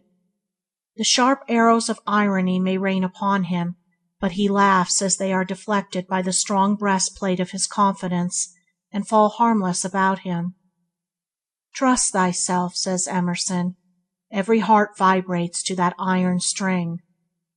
Throughout the ages, men have so far leaned, and do still lean, upon external makeshifts, instead of standing upon their own native simplicity and original dignity.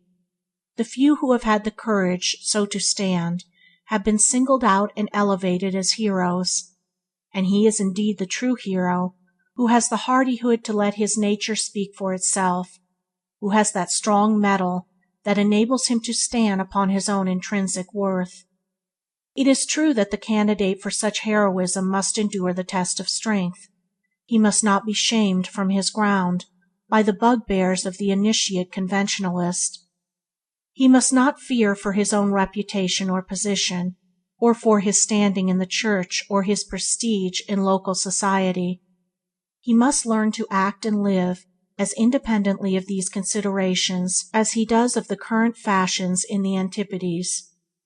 Yet when he has endured this test, and Stander and odium have failed to move or afflict him, he has become a man indeed, one that society will have to reckon with and finally accept on his own terms. Sooner or later, all men will turn to the guidance of the self-reliant man, and while the best minds do not make a prop of him, they respect and value his work and worth, and recognize his place among the goods that have gone before. It must not be thought an indication of self-reliance to scorn to learn. Such an attitude is born of a stubborn superciliousness which has the elements of weakness and is prophetic of a fall, rather than the elements of strength and the promise of high achievement which are characteristic of self-reliance. Pride and vanity must not be associated with self, rests upon incidentals and appurtenancies, on money, clothing, property, prestige, position, and these lost, all is lost. Self-reliance rests upon essentials and principles, on worth, probity, purity, sincerity, character, truth, and whatever may be lost is of little account, for these are never lost. Pride tries to hide its ignorance by ostentation and assumption, and is unwilling to be thought a learner in any direction. It stands, during its little fleeting day, on ignorance and appearance, and the higher it is lifted up today, the lower it will be cast down tomorrow. Self-reliance has nothing to hide, and is willing to learn, and while there can be no humility where pride is, self-reliance and humility are compatible. Nay, more, they are complementary, and the sublime form of self-reliance is only found associated with the profoundest humility. Extremes meet, says Emerson, and there is no better example than the haughtiness of humility. No aristocrat, no prince born to the purple, can begin to compare with the self-respect of the saint. Why is he so lowly? But that he knows that he can well afford it, resting on the largeness of the God in him. It was Buddha who, in this particular, said, "Those who, either now or after I am dead, shall be a lamp unto themselves, relying upon themselves only, and not relying upon any external help, but holding fast to the truth as their lamp, and seeking their salvation in the truth alone, shall not look for assistance to anyone beside themselves. It is they among my disciples who shall reach the very topmost height, but they must be willing to learn." In this saying, the repeated insistence on the necessity for relying upon oneself alone, coupled with the final exhortation to be eager to learn, is the wisest utterance on self-reliance that I know. In it, the great teacher comprehends that perfect balance between self-trust and humility which the man of truth must acquire. Self-trust is the essence of heroism. All great men are self-reliant, and we should use them as teachers and exemplars, not as props and perambulators. A great man comes who leans upon no one, but stands alone in the solitary dignity of truth, and straightway the world begins to lean upon him, begins to make him an excuse for spiritual indolence and a destructive self-abasement. Better than cradling our vices in the strength of the great would be to newly light our virtues at their luminous lamp. If we rely upon the light of another, darkness will overtake us, but if we rely upon our own light, we have to but keep it burning. We may draw light from another and communicate with it, but to think it sufficient while our own lamp is rusting is neglect, is shortly to find ourselves abandoned in darkness. Our own inner light is the light which never fails us. What is the inner light of the Quakers but another name for self-reliance? We should stand upon what we are, not upon what another is. But I am so small and poor, you may say. Well, stand upon that smallness, and presently it will become great. A babe's needs are to suckle and cling, but not so a man. Henceforth he goes upon his own limbs. Men pray to God to put their hands that which they are framed to reach out for, to put into mouth the food for which they should strenuously labor.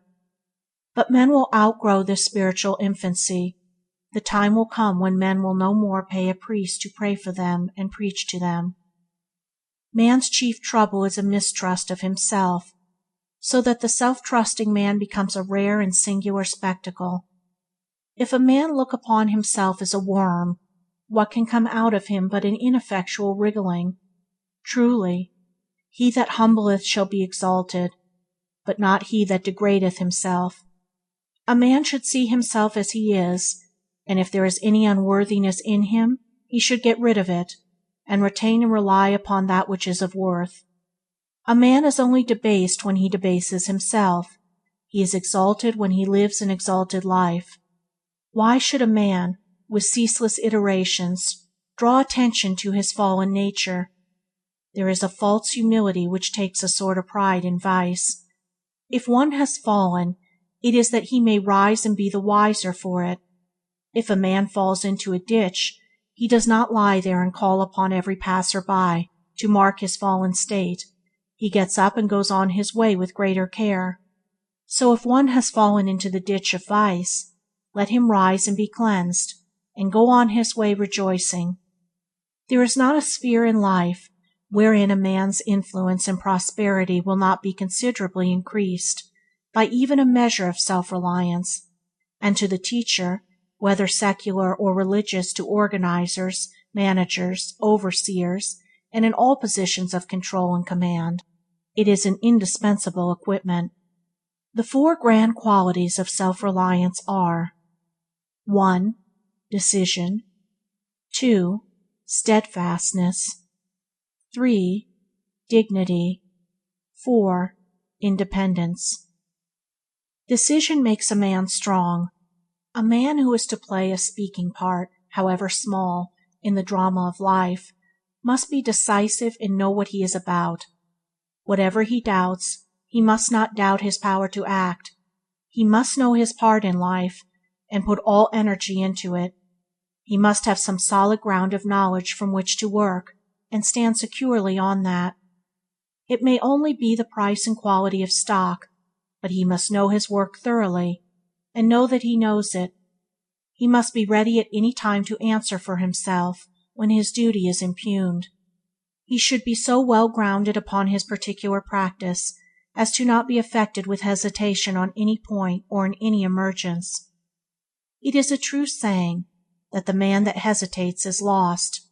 No one believes in him who does not believe in himself, who doubts, halts, and wavers, and cannot extricate himself from the tangled threads of two courses.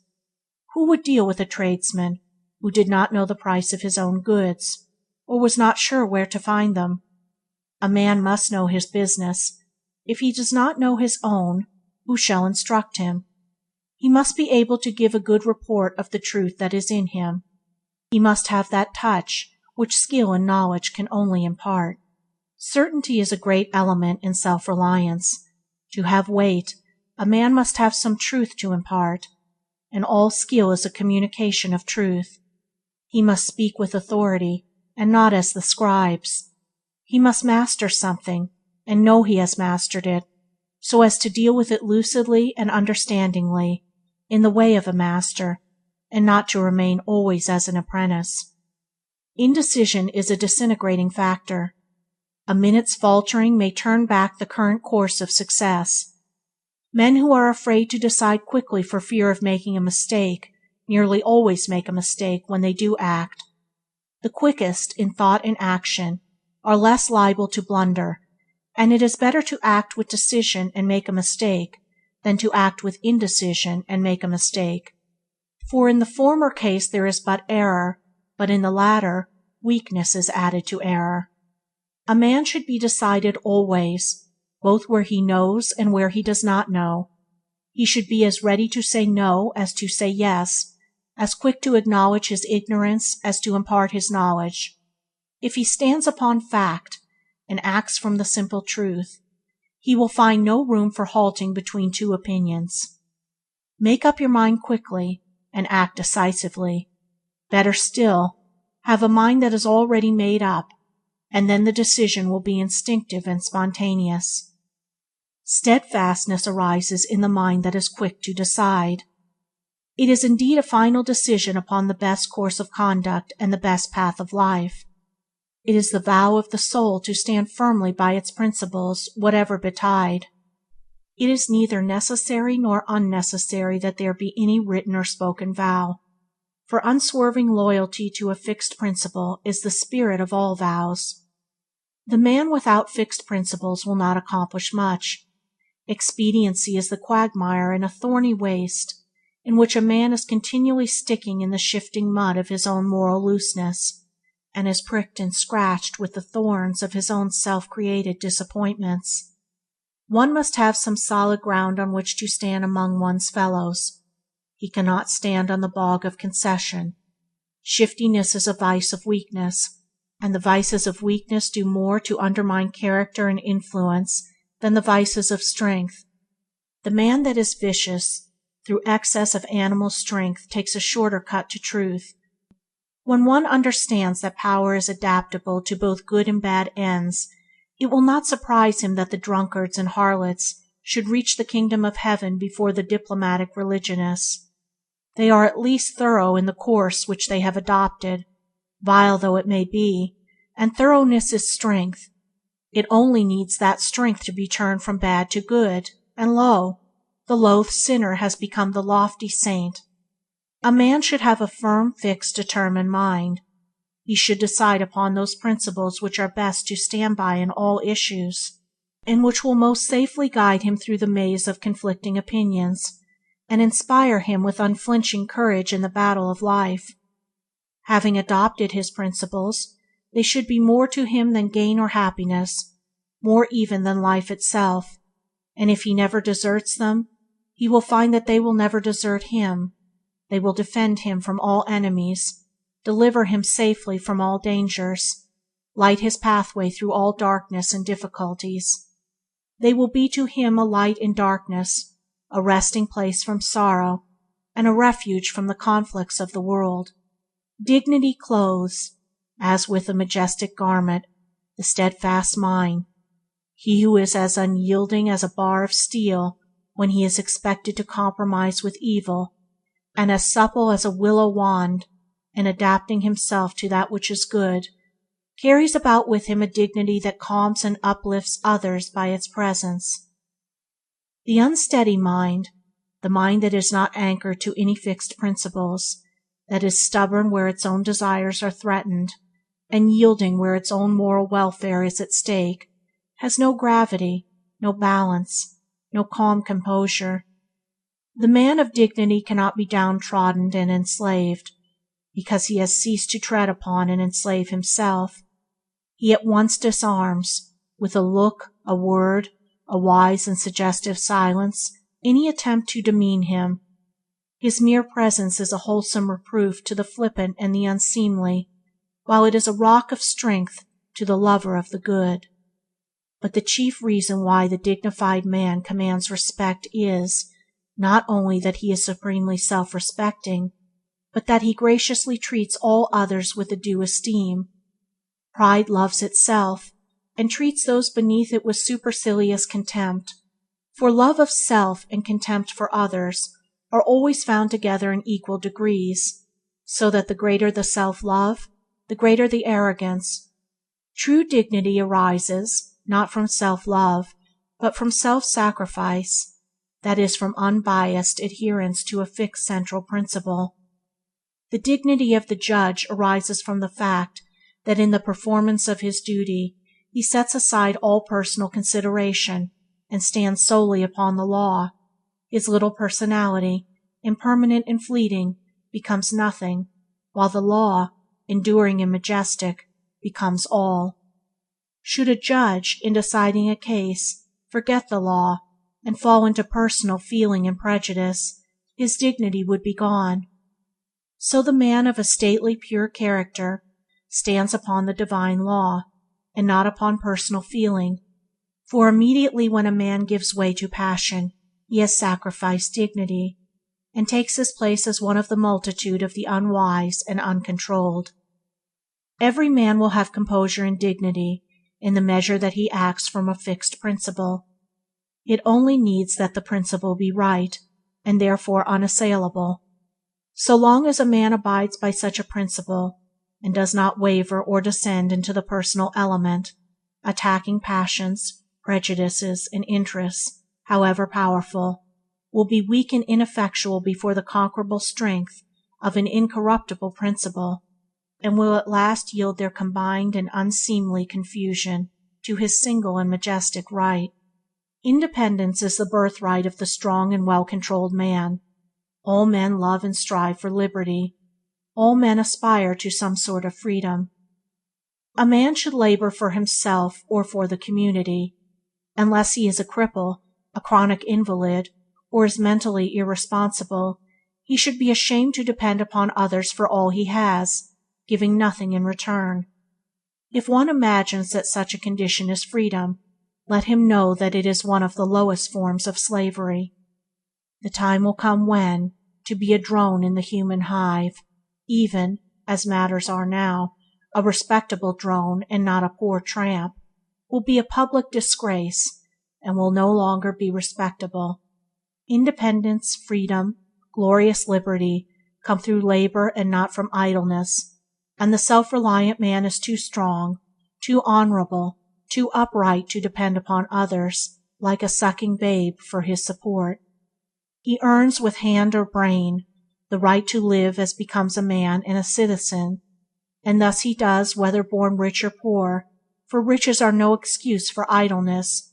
Rather they are an opportunity to labor, with the rare faculties which they afford, for the good of the community. Only he who is self-supporting is free, self-reliant, and independent. Thus is the nature of the 8 pillars explained. On what foundation they rest, the manner of their building, their ingredients, the fourfold nature of the material of which each is composed, what positions they occupy, and how they support the temple, all may now build, and he who knew perfectly may rejoice in this systematization and simplification of the moral order and prosperity.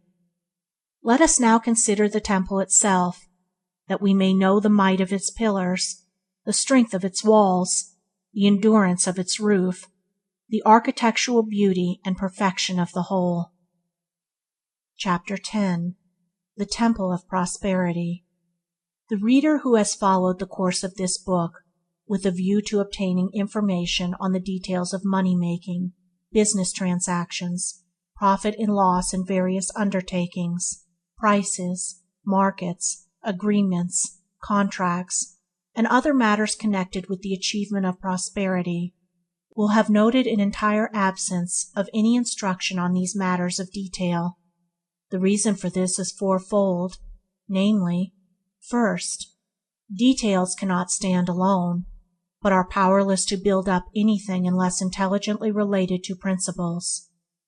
Second, details are infinite and are ceaselessly changing, while principles are few and are eternal and unchangeable. Third, principles are the coherent factors in all details, regulating and harmonizing them, so that to have right principles is to be right in all the subsidiary details. Fourth, a teacher of truth in any direction must adhere rigidly to principles, and must not allow himself to be drawn away from them into the ever-changing maze of private particulars and personal details, because such particulars and details have only a local right and are not necessary for certain individuals, while principles are universally right and are necessary for all men. He who grasps the principles of this book so as to be able to intelligently practice them will be able to reach the heart of this fourfold reason. The details of a man's affairs are important, but they are his details, or the details of his particular branch of industry, and all outside that branch are not concerned with them. But moral principles are the same for all men. They are applicable to all conditions, and govern all particulars. The man who works from fixed principles does not need to harass himself over the complications of numerous details. He will grasp, as it were, the entire details in one single thought, and will see them through and through, illumined by the light of the principle to which they stand related, and this without friction, and with freedom from anxiety and strain. Until principles are grasped, details are regarded and dealt with as primary matters, and so viewed that they lead to innumerable complications and confused issues. In the light of principles, they are seen to be secondary facts, and so seen, all difficulties connected with them are at once overcome and annulled by a reference to principles. He who is involved in numerous details, without the regulating and synthesizing element of principles, is like one lost in a forest, with no direct path along which to walk amid the mass of objects.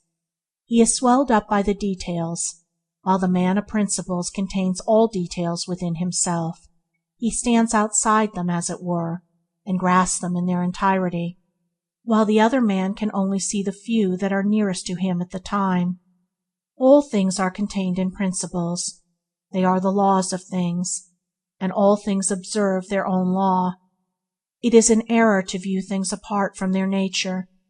Details are the letter of which principles are the spirit. It is as true in art, science, literature, commerce, as in religion, that the letter killeth, the spirit of giveth life. The body of a man, with its wonderful combination of parts, is important, but only in its relation to the spirit. The spirit being withdrawn, the body is useless and is put away. The body of a business, with its complicated details, is important, but only in its relation to the vivifying principles by which it is controlled. These withdrawn, the business will perish. To have the body of prosperity, its material presentation, we must first have the spirit of prosperity. The spirit of prosperity is the quick spirit of moral virtue. Moral blindness prevails. Men see money, property, pleasure, leisure, etc., and mistaking them for prosperity, strive to get them for their own enjoyment, but when obtained, find no enjoyment in them. Prosperity is at first a spirit, an attitude of mind, a moral power, a life, which manifests outwardly in the form of plenty, happiness, and joy. Just as a man cannot become a genius by writing poems, essays, and plays, but must develop and acquire the soul of genius, then the writing will follow as effect to cause.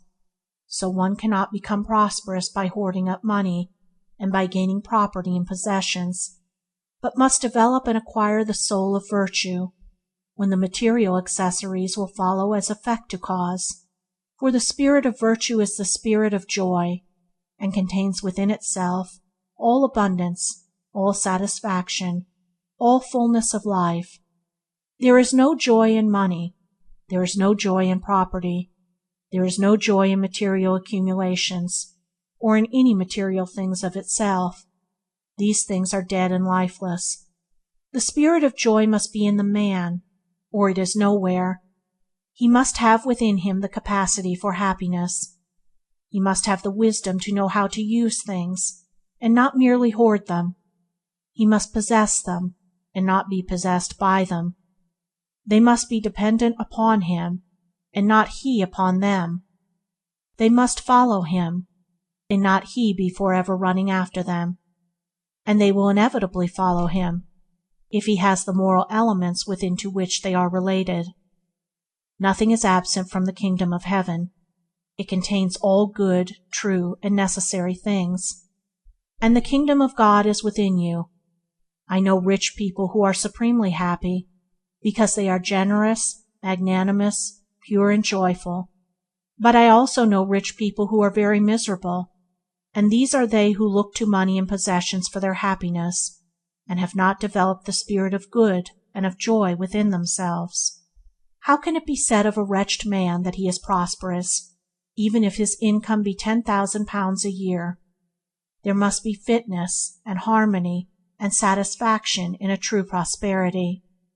When a rich man is happy, it is that he brought the spirit of happiness to his riches, and not that the riches brought happiness to him. He is a full man, with full material advantages and responsibilities, while the miserable rich man is an empty man, looking to riches for that fullness of life which can only be evolved from within. Thus prosperity resolves itself into a moral capacity, and in wisdom to rightfully use and lawfully enjoy the material things which are inseparable from our earthly life. If one would be free without, let him first be free within, for if he be bound in a spirit by weakness, selfishness, or vice, how can the possession of money liberate him? Will it not rather become in his hands a ready instrument by which to further enslave himself? The visible effects of prosperity, then, must not be considered alone, but in their relation to the mental and moral cause. There is a hidden foundation to every building. The fact that it continues to stand is proof of that. There is a hidden foundation to every form of established success. Its permanence proves that it is so. Prosperity stands on the foundation of character, and there is not, in all the wide universe, any other foundation. True wealth is welfare, well-being, soundness, wholesomeness, and happiness. The wretched rich are not truly wealthy. They are merely encumbered with money, luxury, and leisure as instruments of self-torture. By their possessions they are self-cursed. The moral man is ever blessed, ever happy, in his life, viewed as a whole, is always a success. To these there is no exception, for whatever failures he may have in detail, the finished work of his life will be sound, whole, complete, and thorough, and he will have a quiet conscience, an honorable name, and all manifold blessings which are inseparable from richness of character. And without this moral richness, financial riches will not avail or satisfy. Let us briefly recapitulate, and again view the 8 pillars in their strength and splendor. Energy, rousing oneself up to strenuous and unremitting exertion in the accomplishment of one's task. Economy, concentration of power, the concentration of both capital and character, the latter being mental capital, and therefore of the utmost importance.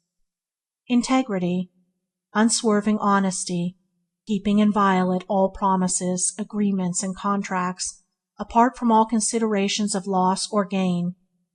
System, making all details subservient to order, and thereby relieving the memory and the mind of superfluous work and strain by reducing many to one. Sympathy, magnanimity, generosity, gentleness, and tenderness, being open-handed, free, and kind. Sincerity, being sound and whole, robust and true, and therefore not being one person in public and another in private, and not assuming good actions openly while doing bad actions in secret.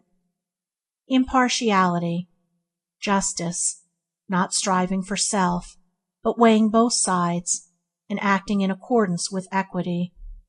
Self-reliance, looking to oneself only for strength and support, by standing on principles which are fixed and invincible, and not relying upon outward things, which at any moment may be snatched away. How can any life be other than successful which is built on these 8 pillars? Their strength is such that no physical or intellectual strength can compare with it, and to have built on all the 8 perfectly would render a man invincible. It will be found, however, that men are often strong in one or several of these qualities, and weak in others, and it is this weak element that invites failure. It is foolish, for instance, to attribute a man's failure in business to his honesty. It is impossible for honesty to produce failure. The cause of failure must be looked for in some other direction, in the lack, and not the possession, of some good necessary quality. Moreover, such attribution of failure to honesty is a slur on the integrity of commerce, and a false indictment of those men, numerous enough, who are honorably engaged in trade. A man may be strong in energy, economy, and system, but comparatively weak in the other 5. Such a man will just fail of complete success by lacking one of the 4 corner pillars, namely, integrity. His temple will give way at that weak corner, for the 4 pillars must be well built before the temple of prosperity can stand secure. They are the first qualities to be acquired in a man's moral evolution, and without them the second 4 cannot be possessed.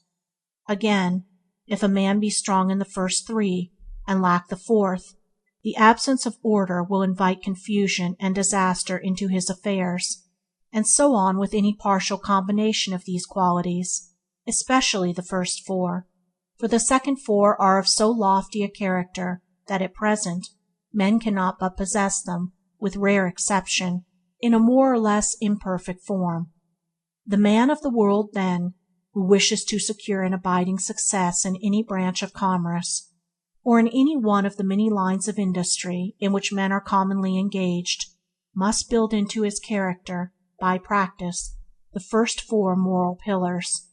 By these fixed principles he must regulate his thought, his conduct, and his affairs, consulting them in every difficulty, making every detail serve them, and above all, never deserting them under any circumstance to gain some personal advantage or to save some personal trouble, for so to desert them is to make one's self vulnerable to the disintegrating elements of evil, and to become assailable to accusations from others. He who so abides by these 4 principles, will achieve a full measure of success in his own particular work, whatever it may be. His temple of prosperity will be well built and well supported, and will stand secure. The perfect practice of these four principles is within the scope of all men who are willing to study them with that object in view, for they are so simple and plain that a child could grasp their meaning, and their perfection in conduct does not call for an unusual degree of self-sacrifice, though it demands some self-denial and personal discipline, without which there can be no success in this world of action. The second four pillars, however, are principles of a more profound nature, are more difficult to understand and practice, and call from the highest degree of self-sacrifice and self-effacement. Few, at present, can reach the detachment from the personal element which their perfect practice demands, but the few who accomplish this in any marked degree will vastly enlarge their powers and enrich their life, and will adorn their temple of prosperity with a singular and attractive beauty which will gladden and elevate all beholders long after they have passed away. But those who are beginning to build their temple of prosperity in accordance with the teaching of this book must bear in mind that a building requires time to erect, and must be patiently raised up, brick by brick and stone by stone, and the pillars must be firmly fixed and cemented, and labor and care will be needed to make the whole complete.